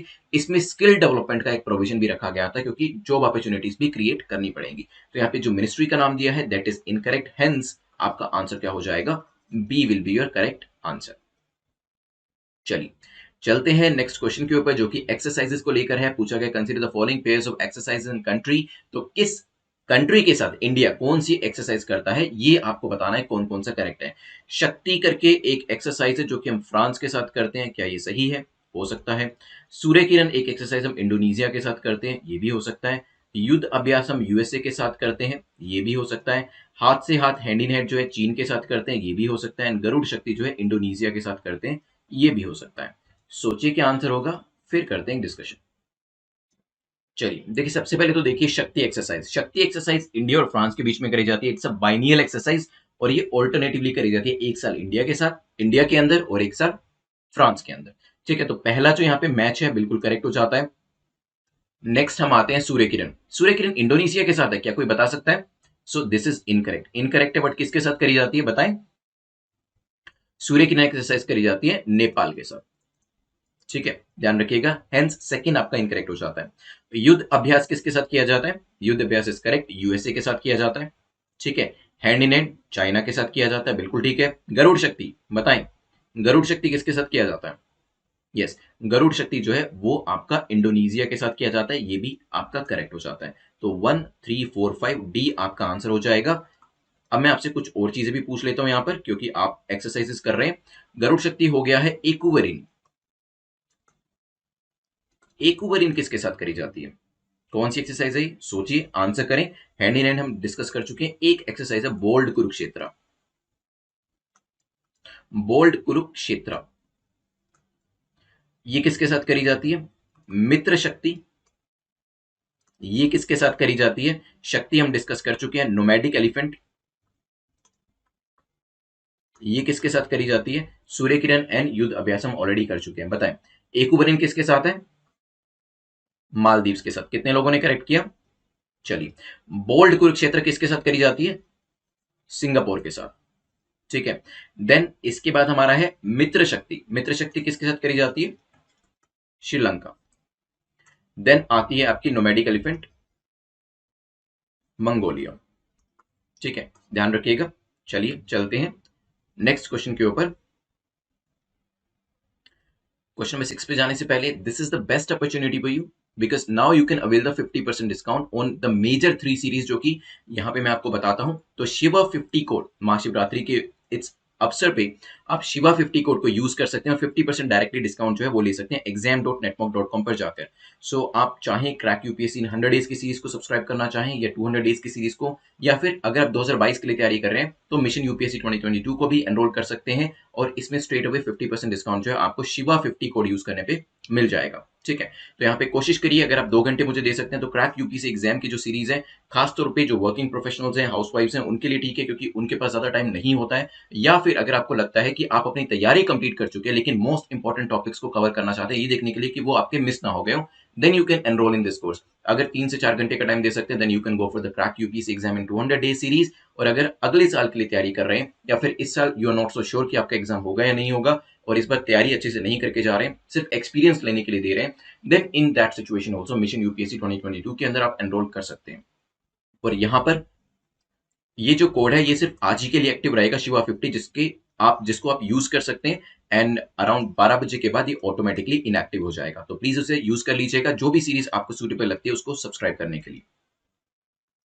क्वेश्चन नंबर 6 को देखते हैं। In context of equine herpes virus consider the following statements. तो आपको जो पर्टिकुलर वायरस, हर्पीस वायरस का नाम दिया है, इसको लेकर बताना है, इसके कॉन्टेक्स्ट में बताना है कि सही स्टेटमेंट कौन सी है। पहली स्टेटमेंट कहती है it's a common DNA virus that occurs in swine population world wide. तो स्वाइन पॉपुलेशन जो है उसके थ्रू ये बेसिकली एक डीएनए वायरस होता है और उनमें अकर होता है, उनमें ये फैलता है। It is a contagious virus. ये बेसिकली कंटेजियस वायरस है, मतलब कि ये फैलता है अगर यहाँ पे किसी भी तरीके का ये आपका कांटेक्ट होता है उस वजह से। सोचिए, फिर करते हैं डिस्कशन।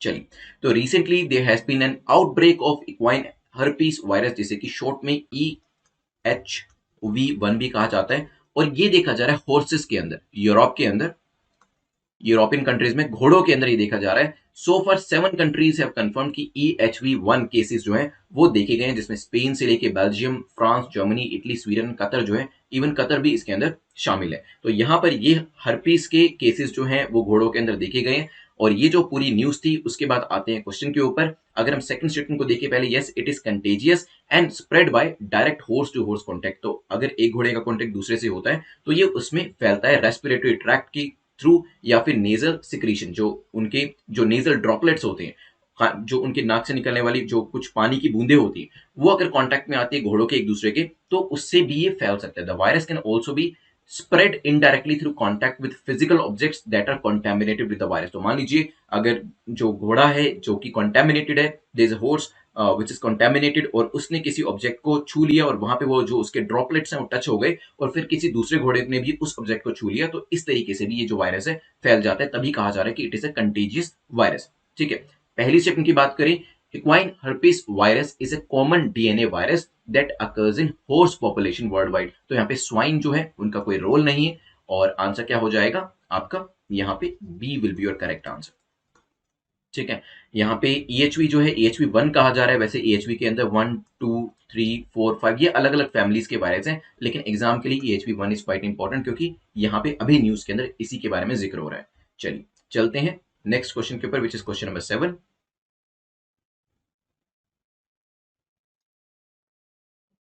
क्वेश्चन नंबर 7 बात करता है सेरा वीक को लेकर। सेरा वीक को लेकर पूछा है कि बताएं कौन सी स्टेटमेंट आपकी करेक्ट है, कौन सा कथन आपका सही है। पहली स्टेटमेंट कहती है it is an annual energy conference organised in Houston USA in March since 1983। ये एक एनुअल एनर्जी कॉन्फ्रेंस है जिसे कि यूएसए ह्यूस्टन मार्च में ऑर्गेनाइज किया गया था, और सिंस 1983 जो है इसे ऑर्गेनाइज किया जा रहा है। सेकेंड स्टेटमेंट कहती है it recognises the commitment of leadership on the future of global energy and environment. तो यहाँ पे लीडरशिप को लेकर अवार्ड दिया जाता है एनर्जी एंड एनवायरमेंट को ध्यान में रखते हुए। सोचिए क्या आंसर होगा, फिर करते हैं डिस्कशन। चलिए देखिए, हम डिस्कस कर चुके कि प्राइम मिनिस्टर नरेंद्र मोदी जो हैं उनको ग्लोबल एनर्जी एंड एनवायरमेंट में लीडरशिप अवार्ड जो है उससे नवाजा गया है, और इसी वजह से इसके ऊपर क्वेश्चन पूछा जा सकता है। देखिए, जो ग्रुप BCD लेवल के एग्जाम होंगे वहां पर पूछा जाएगा कि किस पर्सनैलिटी को ये अवार्ड दिया गया है, लेकिन आपको यूपीएससी के अंदर जो क्वेश्चन पूछा जाएगा वो ये होगा कि सेरावीक होता क्या है, और फिर आपको बताना पड़ेगा प्राइजेस किस लिए, अवार्ड किस लिए दिए जाते हैं, कब से इसे ऑर्गेनाइज किया जा रहा है, कौन ऑर्गेनाइज करता है, ये सब चीजें पूछी जाएंगी। ठीक है, यहाँ पे जो प्राइम मिनिस्टर है he was awarded for his commitment to expanding India's leadership in sustainable development. जो इंडिया की लीडरशिप है इसके अंदर बेसिकली उन्होंने कमिटमेंट दिखाया है कि सस्टेनेबल डेवलपमेंट के रास्ते पे हम चल रहे हैं और अपने टारगेट्स को अचीव करेंगे, एनर्जी एंड एनवायरमेंट के अंदर बैलेंस जो है मेंटेन करेंगे। He addressed the CERAWeek conference and highlighted the steps taken by India. उन्होंने बताया कि इंडिया ने क्या क्या स्टेप्स लिए हैं अपने एनवायरमेंट और एनर्जी के अंदर जो बैलेंस है उसके लिए, सस्टेनेबल डेवलपमेंट के लिए, और उन्होंने ये भी इश्यूज को भी एड्रेस किया जो कि क्लाइमेट चेंज से रिलेटेड थे, और ये भी कहा कि जो टारगेट है, जो क्लीन फ्यूल के टारगेट्स है, वो हम किस तरीके से अचीव करेंगे। तो यस, यहाँ पे एनर्जी और कमिटमेंट की बात होती है, और इसी वजह से ही उनको ये अवार्ड जो है वो दिया गया है। तो सेकंड स्टेटमेंट आपकी करेक्ट हो जाती है। It is founded in 1983 by doctor Daniel Yergin. नाम लिख देता हूं यहाँ पे, डॉक्टर डेनियल यर्गिन, उनके द्वारा इसे फाउंड किया गया था। It is an annual energy conference organised in Houston USA in March, और 1983 से इसे ऑर्गेनाइज किया जा रहा है। CERAWeek by IHS market is the annual international gathering of energy industry leaders. तो एनर्जी सेक्टर से लीडर्स आते हैं, एक्सपर्ट्स आते हैं, गवर्नमेंट ऑफिशियल्स आते हैं, पॉलिसी मेकर्स आते हैं, लीडर्स आते हैं, और फाइनेंशियल एंड इंडस्ट्रियल कम्युनिटीज जो है वो भी इसके अंदर पार्टिसिपेट करती है। तो आपकी जो पहली जो स्टेटमेंट है वो भी आपकी करेक्ट हो जाती है। C will be your correct answer. चलिए चलते हैं नेक्स्ट क्वेश्चन, क्वेश्चन नंबर 8 के ऊपर।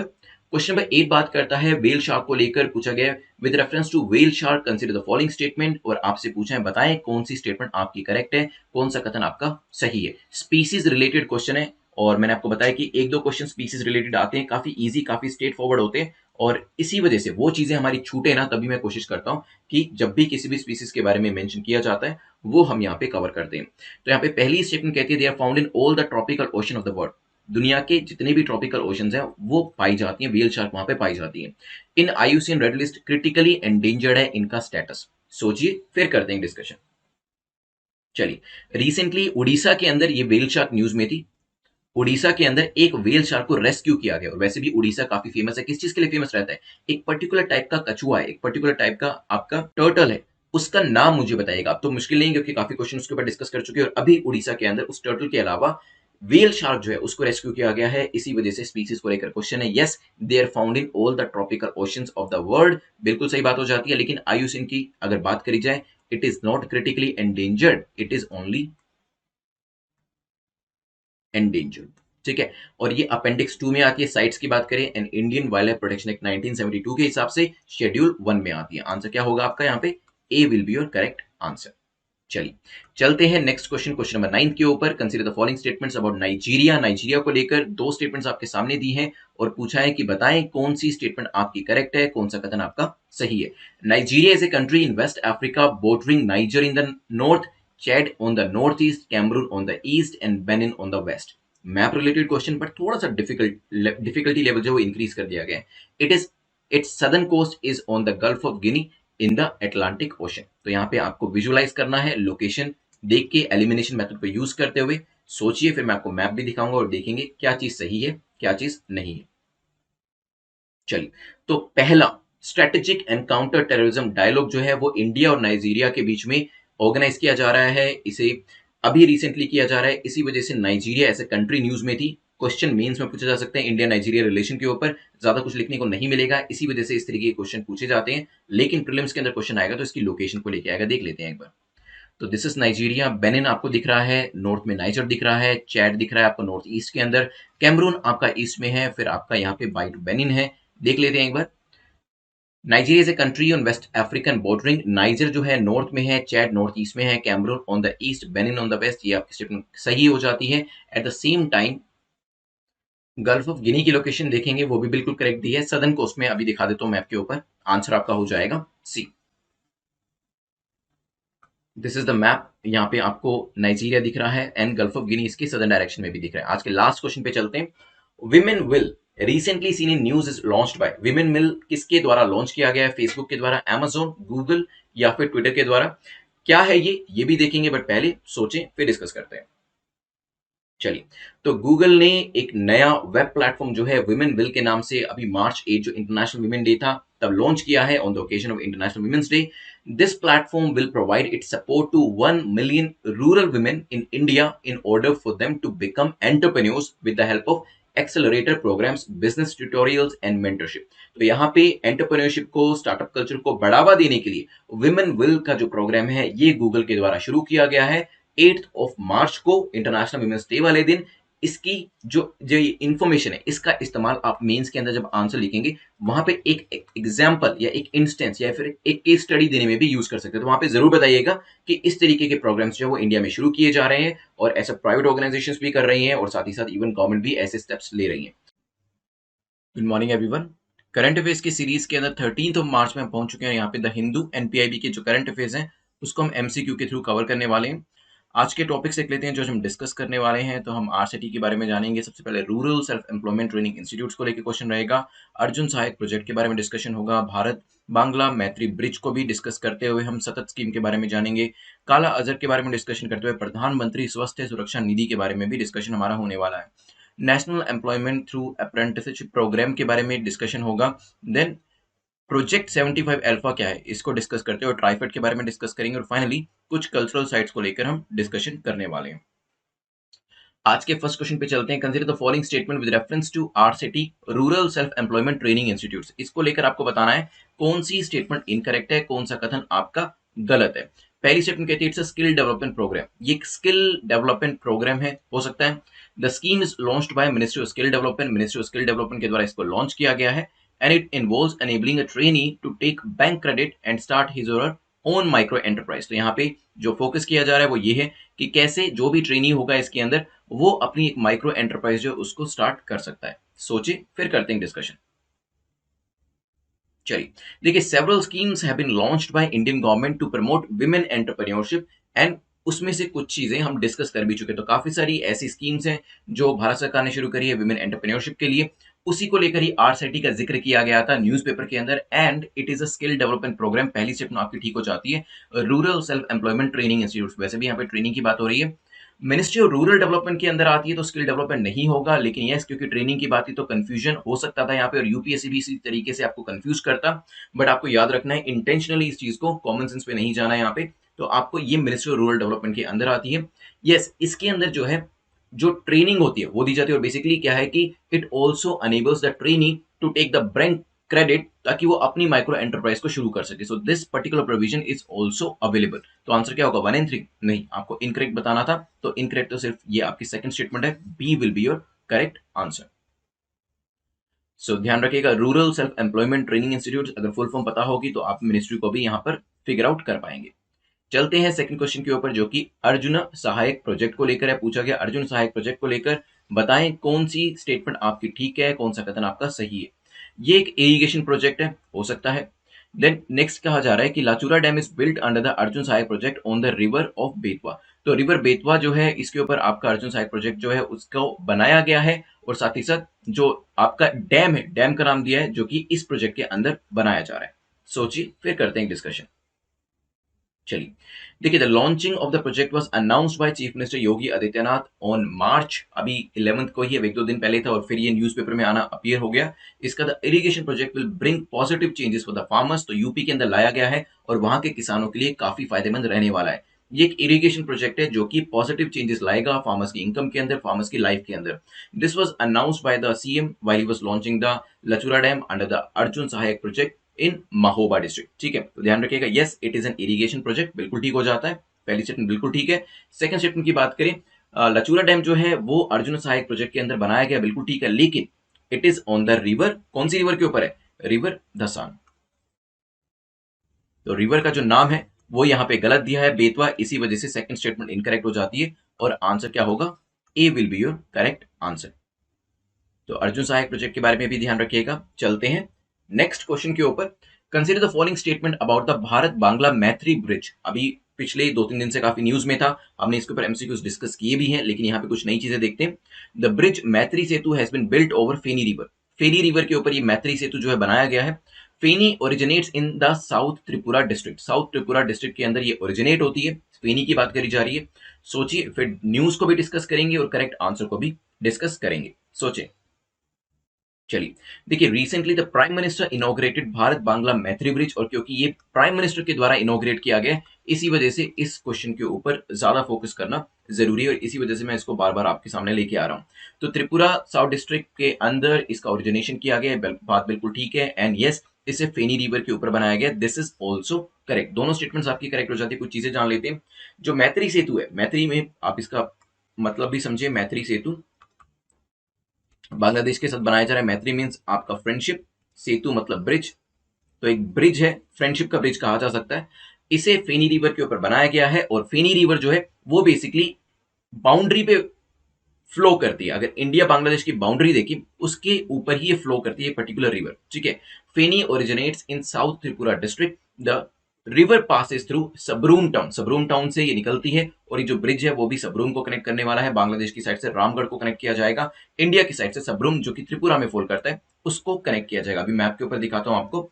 Name Maitri Setu symbolize growing bilateral relations, तो दोनों कंट्रीज के बीच में फ्रेंडली रिलेशंस जो है यहाँ पे इंक्रीज हो रहे हैं, इसी वजह से नाम ये दिया गया। सबरूम ये आपका त्रिपुरा के अंदर है, ध्यान रखिएगा। और यहां से ये जो रिवर है 1.8 किलोमीटर इसकी लेंथ है।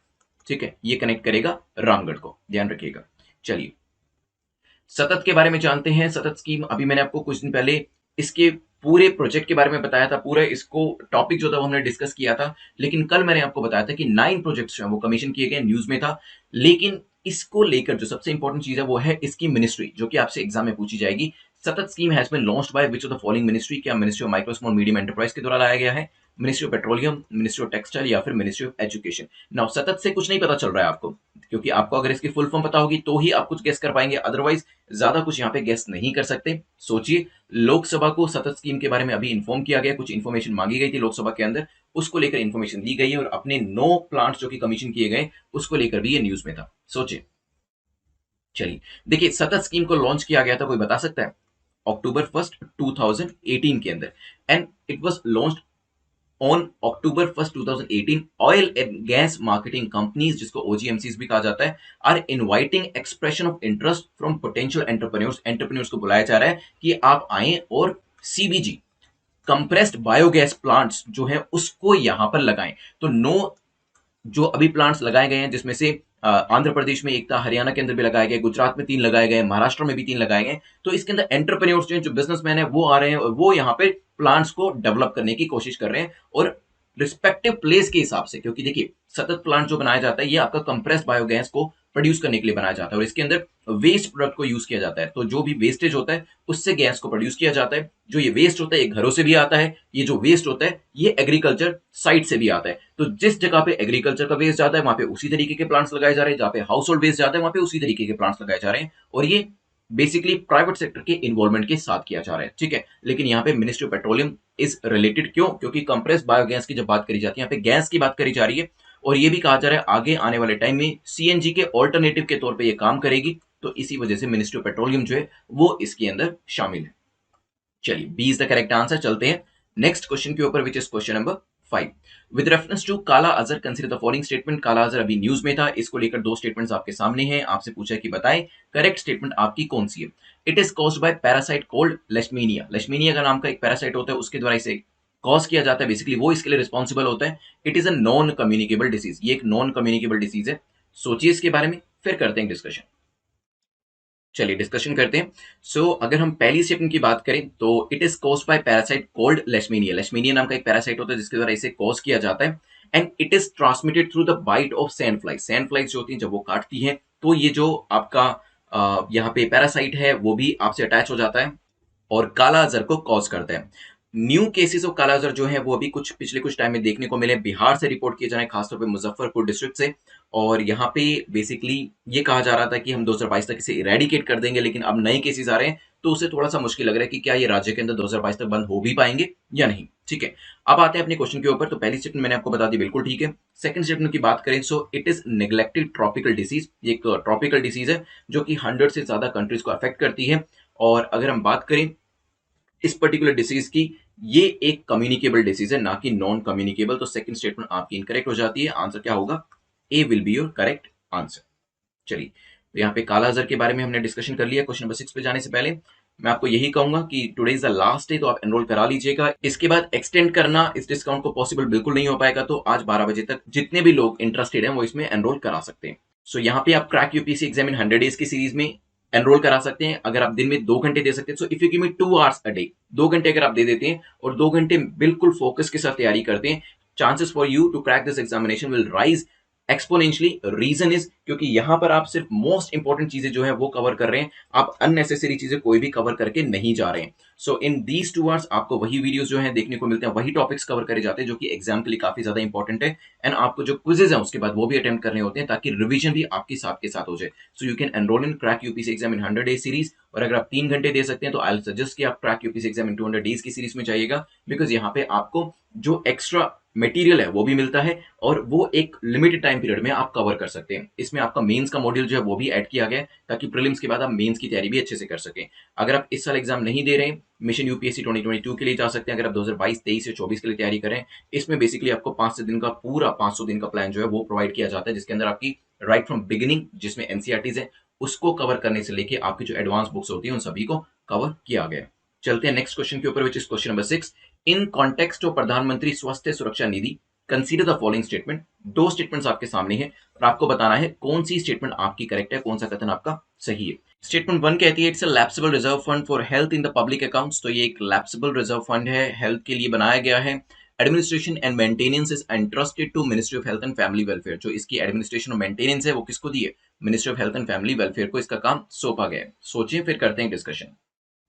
चलिए, देखिए, यूनियन कैबिनेट ने अप्रूव किया है प्रधानमंत्री स्वास्थ्य सुरक्षा निधि, जिसे कि कहा जाता है पीएमएसएसएन। ठीक है, it is a single non lapsable reserve fund for share of health from the proceeds of health and education cess. तो हेल्थ एंड एजुकेशन सेस से जो पैसा आएगा उसको हेल्थ के लिए यूज किया जाएगा, तो it is a non lapsable. तो यहाँ पे लैप्सेबल दिया है।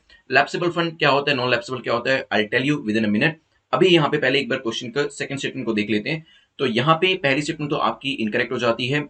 सेकंड स्टेटमेंट की बात करें, एडमिनिस्ट्रेशन एंड मेंटेनेंस जो फंड का है वो ministry of health and family welfare को दिया है, क्योंकि यहाँ पे हेल्थ के ऊपर ही ध्यान दिया जाना है, ध्यान रखिएगा। अगर हम यहाँ पे lapsable and non lapsable fund की बात करें तो बेसिकली जब एक फंड एक पर्टिकुलर पीरियड के लिए दिया जाता है, मान लीजिए 1 करोड़ रुपए दिया गया है और वो एक पर्टिकुलर सेक्टर के लिए दिया गया है 1 साल के लिए, अगर इस 1 करोड़ को इस्तेमाल नहीं किया जाता, इसमें से सिर्फ 80 लाख को ही स्पेंड किया जाता है, बाकी का जो 20 लाख होगा वो लैप्स हो जाएगा, वो कैरी फॉरवर्ड नहीं किया जाएगा, वो बिल्कुल वापस जो जिस जगह से आया था वहीं चला जाएगा। नॉन लैप्सेबल में क्या होता है, नॉन लैप्सेबल में 1 करोड़ दिया है, 1 ईयर पे खर्च करना है, अगर आपने 1 करोड़ में से 1 रुपए भी खर्च नहीं किया 1 ईयर के अंदर, वो आपका कैरी फॉरवर्ड हो जाएगा। ठीक है, आप वो नेक्स्ट ईयर खर्च कर सकते हैं, वो आपका वापस सोर्स के अंदर नहीं जाएगा। This is the major difference, ध्यान रखिएगा। यहां पर आपका जो आंसर है वो क्या हो जाता है, बिकॉज आपकी जो फर्स्ट स्टेटमेंट है वो आपकी इनकरेक्ट हो जाती है, it is a non lapsable fund. Second statement आपकी ठीक है, तो आपका आंसर हो जाएगा डी। चलिए चलते हैं नेक्स्ट क्वेश्चन के ऊपर। क्वेश्चन नंबर 7 बात करता है basically national employability through apprenticeship programme के बारे में और पूछा है इसको लेकर बताएं कौन सी स्टेटमेंट करेक्ट है, कौन सा कथन आपका सही है। The program was launched by ministry of social justice and empowerment, ministry of social justice empowerment के द्वारा इस प्रोग्राम को लाया गया है, लॉन्च किया गया है, पॉसिबल है। It will help the unemployed youth to build skills through learning by doing and learning while earning along with providing them with access to practical skill। तो इसके अंदर जो हमारी यूथ है वो बेसिकली चीजों को सीख सकेंगे, अपने काम को भी कर सकेंगे, अर्निंग भी कर सकेंगे और प्रैक्टिकल स्किल्स को भी डेवलप कर सकेंगे। सोचिए, फिर करते हैं डिस्कशन। चलिए देखिए, recently NETAP, this is basically national employability through apprenticeship program is NETAP. NETAP अभी न्यूज में था। National employability through apprenticeship program जो है उसने रिलीज किया है latest edition of apprenticeship outlook report for 2021, January to June 2021 basically इसको लेके आए हैं। और यहां पर बात करी गई है कि जो आपकी अभी बिजनेस का एक रजीम चल रहा है उस हिसाब से अप्रेंटिस जो होते हैं उनकी डिमांड काफी ज्यादा राइज हुई है। तो यहाँ पे कंपनीज जो है दे आर प्रेफरिंग कि उनको अप्रेंटिस मिले और इसी वजह से जॉब अपॉर्चुनिटीज क्रिएट करी जा सकती है। और ये टारगेट भी रखा गया कि 2 लाख अप्रेंटिस जॉब जो है वो एवरी ईयर आगे आने वाले 10 सालों में क्रिएट करी जाएंगी। Program was launched by ministry of social justice, तो answer is no, the program was launched by ministry of skill development entrepreneurship. इसके साथ साथ एक गुजरात की टीम लीज स्किल यूनिवर्सिटी है वो भी इसमें शामिल थी। तो पहली जो स्टेटमेंट है वो आपकी इनकरेक्ट हो जाती है। सेकंड स्टेटमेंट बिल्कुल करेक्ट है, क्योंकि इसके अंदर जो स्टाइपेंड है, जो आपकी यूथ है उसको स्टाइपेंड तो मिलेगा ही मिलेगा, एट द सेम टाइम वो नई नई चीजों को सीख भी सकेंगे, लर्निंग भी उनकी हो सकेगी, प्रैक्टिकल स्किल्स को भी वो डेवलप कर पाएंगे। तो आंसर क्या होगा, आपको सही बताना था, B will be your correct answer. ध्यान रखिएगा, जो अप्रेंटिसशिप प्रोग्राम है इसको लेकर मेंस के लिए भी क्वेश्चन बन सकता है, तो इसको अच्छे से हमने कवर कर लिया है। चलिए चलते हैं नेक्स्ट क्वेश्चन देखते हैं। Project 75 alpha is related to the production of, project 75 alpha जो है वो किस चीज के प्रोडक्शन से रिलेट करता है? Diesel electric propulsion submarine, nuclear propulsion submarine, electric propulsion submarine, diesel propulsion submarine. सोचिए, फिर करते हैं डिस्कशन। चलिए, recently India's navy third stealth scorpion class project 75 submarine INS करान जो है उसको कमीशन किया गया नेवल डॉकयार्ड मुंबई के अंदर। और मैंने आपको ये भी बताया था कि कारान से पहले आपकी 2 और सबमरीन आई थी। करान is the third in the class. इससे पहले 2 सबमरीन आई थी, दोनों के नाम के से स्टार्ट होते थे, बताया था। उसके नाम आप मुझे कमेंट सेक्शन में बताइएगा। यहाँ पे प्रोजेक्ट 75 अल्फा की बात करें, Indian navy aims to procure new nuclear powered attack submarines under project 75 alpha. Government of India जो है उसने अप्रूव किया है construction of 6 of such submarines, फरवरी 2015 में ही कर दिया गया था। These will be designed by the Navy's in-house Directorate of Naval Design and indigenously built in the Shipbuilding Center Visakhapatnam. तो यहाँ पे आंसर हमारा क्या हो जाएगा? B will be our correct answer. चलते हैं नेक्स्ट क्वेश्चन के ऊपर। नेक्स्ट क्वेश्चन बात करता है question number 9, consider the following statement. और यहाँ पर 2 स्टेटमेंट्स दिए हैं बेसिकली, और यहाँ पे पूछा आपसे कि बताएं कौन सी स्टेटमेंट करेक्ट है, कौन सा कथन आपका सही है। First statement says the Van Dhan scheme is an initiative of ministry of tribal affairs and TRIFED. यहाँ पे बेसिकली नाम दिया है किसके द्वारा इसे लाया गया है। The tribal cooperative marketing federation of India that is TRIFED is a statutory body and was established in 2002। 2002 में इसे बनाया गया था। ट्राइफेड के बारे में बात करी गई है, एक स्टैट्यूटरी बॉडी है, ये भी बताया गया है। सोचिए, फिर करते हैं डिस्कशन इसको लेकर। चलिए देखिए, 1770 मतलब 1770 वनधन केंद्र जो हैं उनको अभी सैंक्शन किया गया है 22 स्टेट्स एंड 1 यूटी, 22 राज्यों और एक केंद्र शासित प्रदेश के अंदर। इसी वजह से ये न्यूज थी। अगर बात करें पहली स्टेटमेंट की, तो Van Dhan scheme is an initiative of ministry of tribal affairs and TRIFED, बिल्कुल ठीक हो जाता है। पहली स्टेटमेंट आपकी ठीक हो जाती है। ट्राइफेड की बात करें तो tribal cooperative marketing federation of India is a statutory body and was established in 2002। तो ये एक स्टैट्यूटरी बॉडी तो है but it was established in 1987। ध्यान रखिएगा, सेकंड स्टेटमेंट आपकी इनकरेक्ट हो जाती है। यूपीएससी यूजुअली सालों के बारे में क्वेश्चन नहीं पूछता है कि किस ईयर में क्या हुआ, लेकिन अगर पूछेगा भी सही तो डिस्टेंस जो होता है, अगर कोई चीज 2002 में हुई है तो ये नहीं कहेगा कि क्या ये 2003 में हुई थी या 2001 में हुई थी, इतना पास का नहीं पूछेगा। 2002 है तो वो वहां पे 1985 डाल देगा, अगर 1985 है तो 2005 डाल देगा, इतना डिफरेंस रखेगा ताकि आप कॉमन सेंस को यूज करके उसका आंसर कर पाए। यहाँ पे आंसर आपका ए हो जाएगा। चलते हैं आज के लास्ट क्वेश्चन के ऊपर। The last question talks about cultural sites and states आपके सामने दिए। लेफ्ट साइड पे आपके कल्चरल साइट्स है, राइट साइड पे आपके स्टेट्स। आपको बताना है कौन सा यहाँ पे मैच कर रहा है। Group of monuments and at Pattadakal Karnataka के अंदर है। देन नेक्स्ट है चंपानेर पावागढ़ आर्कियोलॉजिकल पार्क, ये गुजरात में है। रानी का वाव बिहार में है। Then group of monuments at Mahabalipuram Tamil Nadu में। सोचें, फिर करते हैं डिस्कशन। चलिए देखिए, पहला जो है ग्रुप ऑफ मॉन्यूमेंट्स इन पट्टडकल कर्नाटका में है, बिल्कुल करेक्ट हो जाता है ये।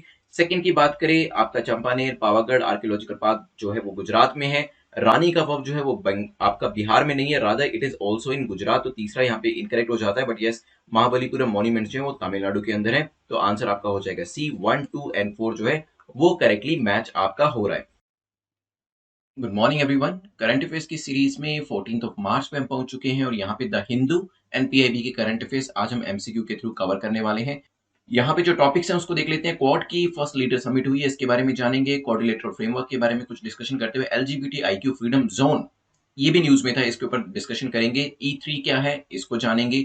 BW bureau of energy efficiency के ऊपर एक क्वेश्चन डिस्कस करेंगे। मेरा राशन मोबाइल ऐप जो है इसके बारे में जानेंगे। Project genome mapping in India, इसको लेकर भी एक क्वेश्चन डिस्कस करने वाले हैं। ONORC को डिस्कस करते हुए हम सेंगे वोल्केनो के बारे में जानेंगे और कुछ केसेस हैं इंपॉर्टेंट, आपके जो कोर्ट के केसेस हैं वो किस चीज से एसोसिएट करते हैं, उसके ऊपर भी एक क्वेश्चन आज हम डिस्कस करने वाले हैं।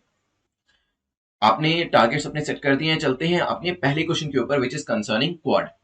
विच of the following organized Quad first leader summit. अभी क्वाड की पहली लीडर समिट को ऑर्गेनाइज किया गया और चाइना की हवाइयां उड़ी हुई हैं इसकी वजह से, क्योंकि अगर यहाँ पे किसी एक एसोसिएशन से चाइना को डर लगता है तो क्वाड उसमें से एक है। तो यहां पर आपसे पूछा है कि क्वाड की पहली लीडर समिट किसके द्वारा ऑर्गेनाइज करी गई, इसमें क्या किया जाएगा वो भी बताऊंगा, सोचिए।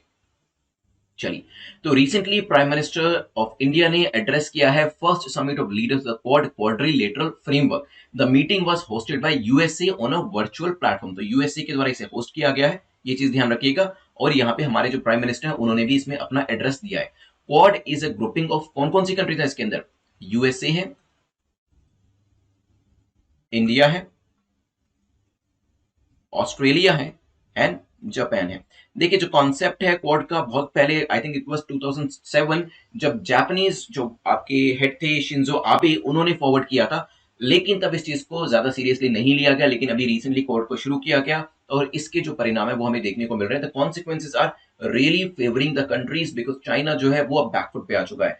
2007 में शुरू नहीं करने का रीजन यही था, तब कंट्रीज भी इतनी ज्यादा स्ट्रांग नहीं हुआ करती थी, ओपिनियन उनका चाइना के अगेंस्ट में उतना स्ट्रांग नहीं था। इवन चाइना से कुछ कुछ कंट्रीज जो कि स्ट्रांग ओपिनियन रखती भी थी वो इतनी ओपनली उसके अगेंस्ट में नहीं आना चाहती थी। That was one of the reason. ठीक है, Quad is a grouping of India, USA, Australia and Japan, जो कि डेमोक्रेटिक नेशंस के इंटरेस्ट को सेफगार्ड करने की बात करता है, खास तौर पे इंडो पैसिफिक रीजन के अंदर। क्योंकि यहां पर इंडो पैसिफिक रीजन जो आपका है, यहां पर प्रॉब्लम ये हो रही है कि चाइना का जो डोमिनेशन है और चाइना की जो हेजिमनी है वो धीरे धीरे इंक्रीज होती जा रही है, जिसे कि काउंटर करना काफी जरूरी है। And these are the countries जो कि फॉरवर्ड आई हैं और जो इस चीज को काउंटर करने की कोशिश कर रही हैं। चलिए ध्यान रखिएगा, सी इज द करेक्ट आंसर। यहां पे देख लीजिए एक बार, ओपनिंग रिमार्क्स जो है वो प्राइम मिनिस्टर के द्वारा दिए गए हैं। चलते हैं नेक्स्ट क्वेश्चन के ऊपर। The next question is question number 2। It talks about which of the following organization is mentioned here. तो यहाँ पे बेसिकली तीन स्टेटमेंट्स आपको दिए और पूछा गया है कि हम किस ऑर्गेनाइजेशन की बात करें। अब ये जो ऑर्गेनाइजेशन है वो नेटो भी हो सकती है, आसियन भी हो सकती है, क्वाड भी हो सकती है, या फिर बिम्स्टेक भी हो सकती है। ये जो ऑर्गेनाइजेशन की बात करी जा रही है इसे मिनी नेटो भी कहा जाता है। ठीक है, चलिए इसका दूसरा जो नाम है वो है mini NATO. India is a member country, इसके अंदर इंडिया भी एक मेंबर है। चलिए, it was started as a security dialogue. जब इस ऑर्गेनाइजेशन को शुरू किया गया था तो ये एक सिक्योरिटी डायलॉग के तौर पे इसे शुरू किया गया था। देखिए, अगर आपको एग्जैक्टली नहीं भी पता है तो भी एलिमिनेशन मेथड जो मैंने आपको सिखाया है कॉमन सेंस को यूज करते हुए यूज करिएगा, और फिर आप एक या दो स्टेटमेंट यहाँ पे एलिमिनेट कर पाएंगे और धीरे धीरे बेसिकली आप अपने आंसर तक पहुंच जाएंगे। सोचिए। चलिए देखिए, सबसे पहले तो पहली स्टेटमेंट देखें, इस ऑर्गेनाइजेशन को मिनी नेटो कहा जाता है। तो नेटो तो ये हो ही नहीं सकती। अगर हम किसी को किसी दूसरी एक यहाँ पे एक्स को वाई से कंपेयर कर रहे हैं तो एक्स जो है वो वाई तो हो ही नहीं सकता है। तो यहाँ पे मिनी नेटो अगर हम किसी को कह रहे हैं तो वो नेटो तो हो ही नहीं सकता है। तो ए तो वैसे ही हम यहाँ पे एलिमिनेट कर सकते थे। हम कहते हैं कि इंडिया इसका मेंबर है। अब देखिए, इंडिया आसियन का मेंबर नहीं है, हमें पता है। ठीक है, इंडिया वैसे भी नेटो का मेंबर भी नहीं है, यहां से भी हम नेटो को एलिमिनेट कर सकते थे। इंडिया आसियन का मेंबर भी नहीं है, यहां से आसियन को एलिमिनेट कर सकते थे। तो ये दो चीजें हमने एलिमिनेट कर दी। देखिए, इंडिया जब मैं कहता हूं कि नेटो का मेंबर नहीं है, बात ठीक है, लेकिन इंडिया इज MNNA। कोई मुझे बता सकता है कि इंडिया नेटो का मेंबर नहीं है लेकिन इंडिया MNNA है, ये क्या है? बताएं मुझे। This is the status given to us by United States. It is a major non NATO ally. MNNA का क्या मतलब है? Major non NATO ally. ठीक है, पहले जो दो ऑप्शन है वो आपने एलिमिनेट कर लिए। अब आते हैं, देखिए इंडिया जो है क्वाड का मेंबर भी है, बिम्स्टेक में भी मेंबर है, तो ये वाली स्टेटमेंट तो आपकी ठीक हो जाती है। अब मिनी नेटो किसे कहा जाता है? दोनों में से कोई एक ही होगा। इसे एक सिक्योरिटी डायलॉग के तौर पे शुरू किया गया था। अब यहाँ पे आपके जो चांस है वो काफी बढ़ जाते हैं, क्योंकि आप 4 में से 2 ऑप्शंस को एलिमिनेट कर पाए हैं। और यही चीज होती है, एलिमिनेशन मेथड जो है वो आपको या तो 2 ऑप्शन तक ले आता है या फिर कई बार इवन फाइनली आपको आंसर तक भी पहुंचा देता है। इसीलिए मैं कहता हूं कि आप एलिमिनेशन मेथड को जरूर यूज करें। Interestingly, the Quad which used to be known as quadrilateral security dialogue is now known as quadrilateral framework. ये चीज इंडिकेट करती है कि अब वो पुराना नैरो सिक्योरिटी डायलॉग जो ऑर्गेनाइजेशन कोड को बनाया गया था, सिर्फ सिक्योरिटी डायलॉग के लिए बनाया गया था, वो चीज अब काफी पीछे छूट चुकी है। अब ये जो ऑर्गेनाइजेशन है क्वाड्रिलेटरल फ्रेमवर्क बन गया है, जिसके अंदर काफी सारी इश्यूज के ऊपर बात करी जा सकती है। वैसे ऑफकोर्स आंसर तो यहाँ पे क्वाड हो जाएगा, इंडिया इसका मेंबर भी है। ये एक सिक्योरिटी डायलॉग के तौर पे शुरू किया गया था, but now it is a framework. इसे मिनी नेटो भी कहा जाता है, या फिर इसे एशिया नेटो भी कहा जाता है, एशिया का नेटो भी कहा जाता है, ध्यान रखिएगा। The group it all started with N ambitious geo strategic vision. 14 years ago इसका जो आइडिया था वो दिया गया था, लेकिन तब ये टेक ऑफ नहीं कर पाया, क्योंकि ये जो इनिशियल कंट्रीज हैं, यूएस, इंडिया, जापान और इसके अंदर ऑस्ट्रेलिया भी है, वो थोड़े से हेजिडेंट थे। वो नहीं चाह रहे थे कि ओपनली चाइना को क्रिटिसाइज किया जाए, काउंटर किया जाए, लेकिन अभी एक जरूरत पड़ चुकी थी और इसी वजह से इसे शुरू किया गया। इन 2020 all the 4 quad countries, Japan, India, Australia, USA, उन्होंने एक एक्सरसाइज भी करी थी। क्या मुझे कोई उस एक्सरसाइज का नाम बता सकता है? कौन सी एक्सरसाइज करी गई थी? यस, अगर बताया है तो बहुत अच्छी बात है, नहीं तो दिस इज द पॉसिबिलिटी कि ये चीज आपसे एग्जाम में पूछी जाए और वहां पे याद ना आए, तो यहाँ पे this is the opportunity you are getting that you can revise these things की। यस, मालाबार एक्सरसाइज होती है, अभी पिछले साल ही करी गई है और 4 कंट्रीज ने इसमें पार्टिसिपेट किया था। अगर आपको याद हो, मालाबार एक्सरसाइज के बारे में मैंने आपको बताया था, दोबारा से रिवाइज करा रहा हूं ताकि एग्जाम तक जाते जाते ये चीजें आपके जहन में अच्छे से रजिस्टर हो जाए और फिर आपसे गलती ना हो। शुरुआत करी गई थी इंडो यूएस के द्वारा और बाद में जापान को इंट्रोड्यूस किया गया, और लास्ट ईयर हमारे सामने एक क्वेश्चन था कि क्या ऑस्ट्रेलिया को इसमें डालना है कि नहीं, और हमने सबने अग्री किया कि यस, ऑस्ट्रेलिया को भी इसमें ले लेते हैं इस मालाबार एक्सरसाइज में। और इसी तरीके से चारों की चारों क्वाड कंट्रीज जो थी वो अब इसके अंदर शामिल हो चुकी है। चलिए, सो करेक्ट आंसर हमारा आपके सामने है। चलते हैं थर्ड क्वेश्चन के ऊपर। Third question talks about LGBT IQ freedom zone. इसको लेकर पूछा है कि 3 स्टेटमेंट्स आपके सामने, बताएं कौन सी स्टेटमेंट आपकी करेक्ट है। चलिए, रिक्वायरमेंट वाज मिसिंग, अब वो भी आपके सामने स्क्रीन पे आ चुकी है। तो यहाँ पे एलजीबीटीआईक्यू फ्रीडम जोन अभी न्यूज में था, इसके बारे में 3 स्टेटमेंट से पहली कहती है European parliament is declared the European Union on LGBTIQ freedom zone. हो सकता है a majority of countries in the EU that is 23 और 27 रिकॉग्नाइज सेम सेक्स यूनियंस, ये भी हो सकता है। एलजीबीटीआईक्यू में जो क्यू है इसका मतलब है क्वीर। सोचे फिर करते हैं डिस्कशन। चलिए देखिए, रिसेंटली न्यूज थी कि in response to the back sliding of LGBTIQ rights in some EU countries, खासतौर पे Poland and Hungary, the European parliament उन्होंने डिक्लेयर किया है यूरोपियन यूनियन को एलजीबीटीआईक्यू फ्रीडम जोन। तो एलजीबीटीआईक्यू फ्रीडम जोन के तौर पे जो यूरोपियन पार्लियामेंट है उन्होंने यूरोपियन यूनियन को एक इस जोन के तौर पे डिक्लेयर कर दिया गया है। तो यहाँ पे पहली जो स्टेटमेंट है वो आपकी ठीक हो जाती है। मेजॉरिटी ऑफ कंट्रीज की बात करें वो सेम सेक्स यूनियंस को रिकॉग्नाइज करती है, मतलब इस चीज को अप्रूव करती है, तो सेकंड स्टेटमेंट आपकी बिल्कुल ठीक हो जाती है। 23 और 27 लिखा हुआ है, और क्यू ये बेसिकली एलजीबीटीआईक्यू की फुल फॉर्म आपको पता होनी चाहिए। ये चीज आपसे पूछी जा सकती है इवन इंटरव्यू के अंदर भी, ठीक है। तो Q here stand for queer, तो थर्ड जो आपकी स्टेटमेंट है ये भी ठीक हो जाती है। So D will be your correct answer. ध्यान रखिएगा, same sex relationships are not legally recognized in Poland, that is also a part of this entire news, ध्यान रखिएगा। and the country already bans same sex couples from adopting children together। तो जो Poland है इसके अंदर same sex relationships को नहीं recognise किया जाता, और यहाँ पे ये बेसिकली जो कपल्स होते हैं सेम सेक्स के, उनको यहाँ पे जो बेबी होता है उसको भी अडॉप्ट करना नहीं दिया जाता। However, as a single people are permitted to adopt, तो अगर कोई इंडिविजुअल है, सिंगल है, मेल फीमेल कोई भी हो सकता है, तो वहां पर उनको अलाउ किया गया है। Some have managed to get around the ban by applying to adopt as a single parent। तो बेसिकली अगर 2 सेम सेक्स के जो कपल है वो साथ में रह रहे हैं, तो उसमें से एक जो है वो बताता नहीं है कि वो किसी के साथ रह रहा है, और वो as a single person adopt करता है और फिर अपने पार्टनर के साथ रहना शुरू कर देता है या कर देती है, ठीक है। तो ये जो राउंड अबाउट वे है वहां पे अपनाया जा रहा है। ये पूरी न्यूज थी, इतना डीप में नहीं पूछा जाएगा, लेकिन बेसिक चीजें जो यूरोपियन यूनियन लेवल पे करी गई है वो आपको पता होना चाहिए, और पोलैंड के अंदर क्या चल रहा है ये भी आपको पता होना चाहिए। आंसर हो जाएगा डी। चलते हैं नेक्स्ट टॉपिक के ऊपर, विच इज क्वेश्चन नंबर 4।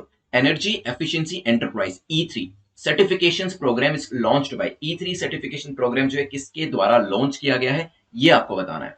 क्या ये मिनिस्ट्री ऑफ पावर के द्वारा लाया गया है, MNRE ministry of new and renewable energy के द्वारा लाया गया है, नीति आयोग के द्वारा लाया गया है, या फिर कैबिनेट के द्वारा लाया गया है? सोचिए फिर करते हैं डिस्कशन। चलिए देखिए, E3 that is energy efficiency enterprise certification scheme is aimed at tapping huge energy efficiency potential in the sector. तो हमारे यहाँ पे बहुत ज्यादा पोटेंशियल है एनर्जी एफिशिएंसी के अंदर, इसको टैप करना जरूरी भी है और इस चीज के ऊपर ही बात करी जा रही है, इसी सर्टिफिकेशन प्रोग्राम को लेकर बात करी जा रही है। E3 certification is an accreditation process focused on brick industry के, ब्रिक इंडस्ट्री के अंदर ये कैसे आप E3 का जो सर्टिफिकेशन है वो दे सकते हैं कि यहाँ पे एनर्जी को सही तरीके से यूज किया जा रहा है नहीं किया जा रहा। And the certification will be provided by whom?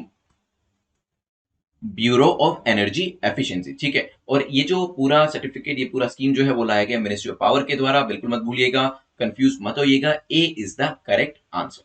चलिए ध्यान रखिएगा। चलते हैं नेक्स्ट टॉपिक के ऊपर, क्योंकि हमने बीडब्ल्यूई के बारे में जिक्र किया तो नेक्स्ट क्वेश्चन हमारा बीडब्ल्यूई के ऊपर ही है।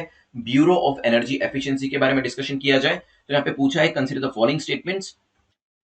फर्स्ट स्टेटमेंट यहाँ पे कहती है it is a statutory body, ये एक स्टैट्यूटरी बॉडी है। It was set up under energy conservation act 2001। तो एक पर्टिकुलर एक्ट 2001 का एक एक्ट था, उसके अंदर बनाई गई है, हो सकता है। State energy efficiency index was one of its programs, ये पर्टिकुलर इंडेक्स की बात करी जाए वो इसके प्रोग्राम्स में से एक था। आपको यहाँ पे करेक्ट स्टेटमेंट बतानी है, सोचिए इसके बारे में क्या आंसर होगा, फिर करते हैं डिस्कशन। चलिए देखिए, सबसे पहले जानिए ब्यूरो ऑफ एनर्जी एफिशिएंसी जो है इसको लॉन्च किया गया था, सॉरी, एनर्जी कंजर्वेशन एक्ट 2001 के अंदर, ठीक है। So this is BWE. तो इस एक्ट के थ्रू बीडब्ल्यूई को बनाया गया।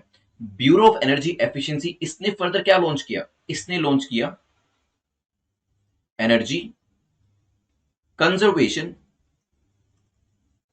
बिल्डिंग कोड 2007, ठीक है। तो यहां पे इसे शॉर्ट पे कहते हैं ईसीबीसी 2007 जो था वो इसके द्वारा लॉन्च किया गया, ठीक है। इसमें क्या होता है, इसमें basically minimum energy performance standard जो है इंडिया के अंदर जो बिल्डिंग्स रहने वाली है उसको डिफाइन किए जाते हैं ईसीबीसी 2007 के अंदर।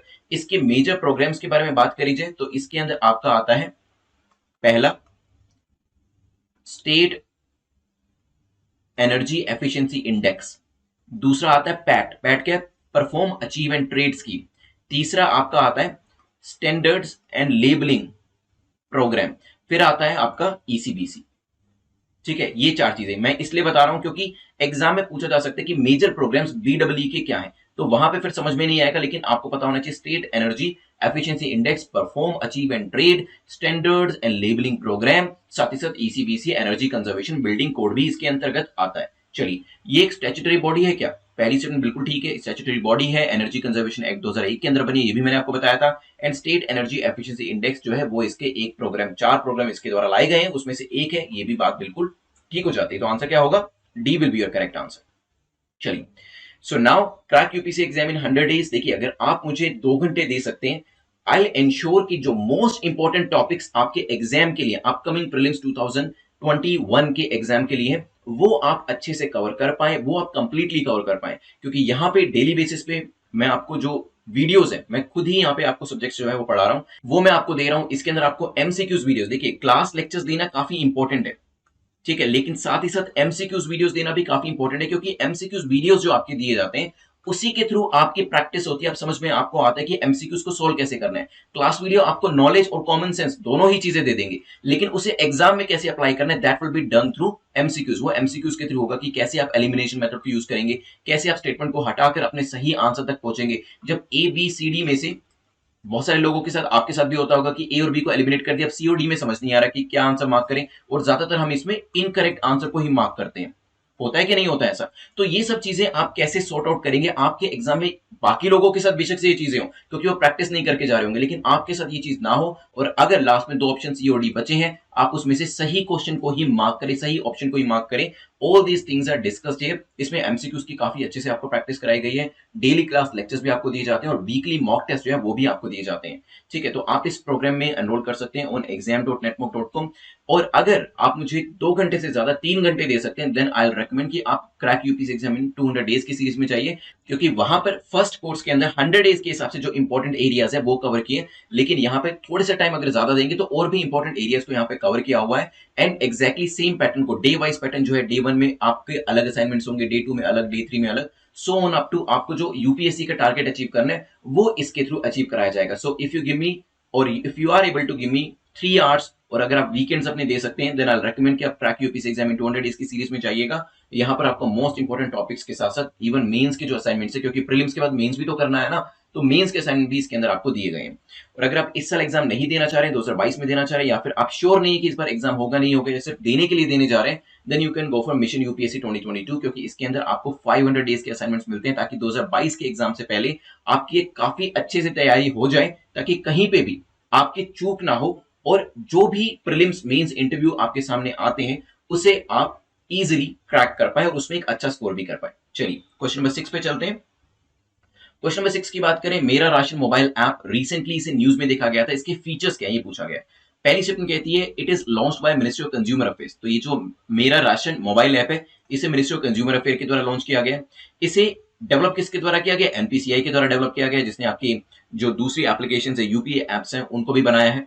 The application is available in English and Hindi, ये दोनों ही बाइलिंगुअल है बेसिकली, ये दोनों ही भाषा में, जैसे आपके सामने यहाँ पे इंग्लिश भी है और हिंदी भी है, इसी तरीके से जो ऐप है वो भी इंग्लिश और हिंदी दोनों भाषाओं के अंदर अवेलेबल है। सोचिए, चलिए देखिए, in order to facilitate the one nation one ration card system in the country, ministry of consumer affairs ने क्या किया है, बेसिकली पूरा नाम है ministry of consumer affairs food and public distribution, उन्होंने मेरा राशन मोबाइल ऐप जो है उसको लॉन्च किया है ताकि बेनिफिट दिए जा सके सिटीजन्स को in identifying the nearest fair price shops. तो एफपीएस पे जाके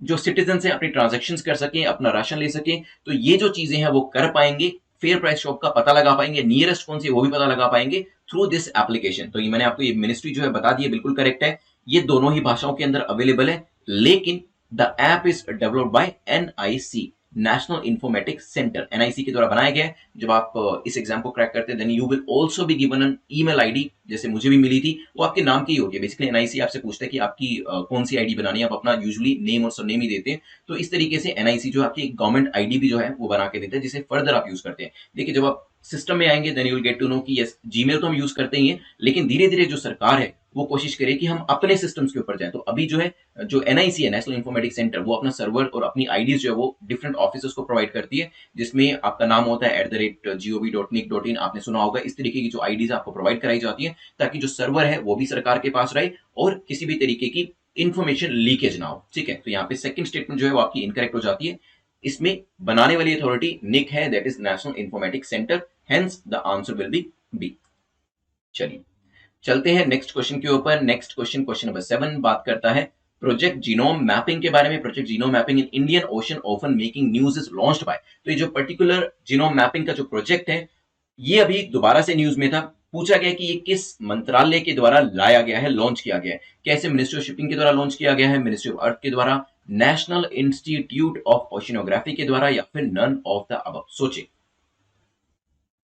चलिए तो यहाँ पे इंडियन ओशन जो है अपने आप में काफी इंपॉर्टेंट जगह है and it is the third largest water body है इन द एंटायर वर्ल्ड।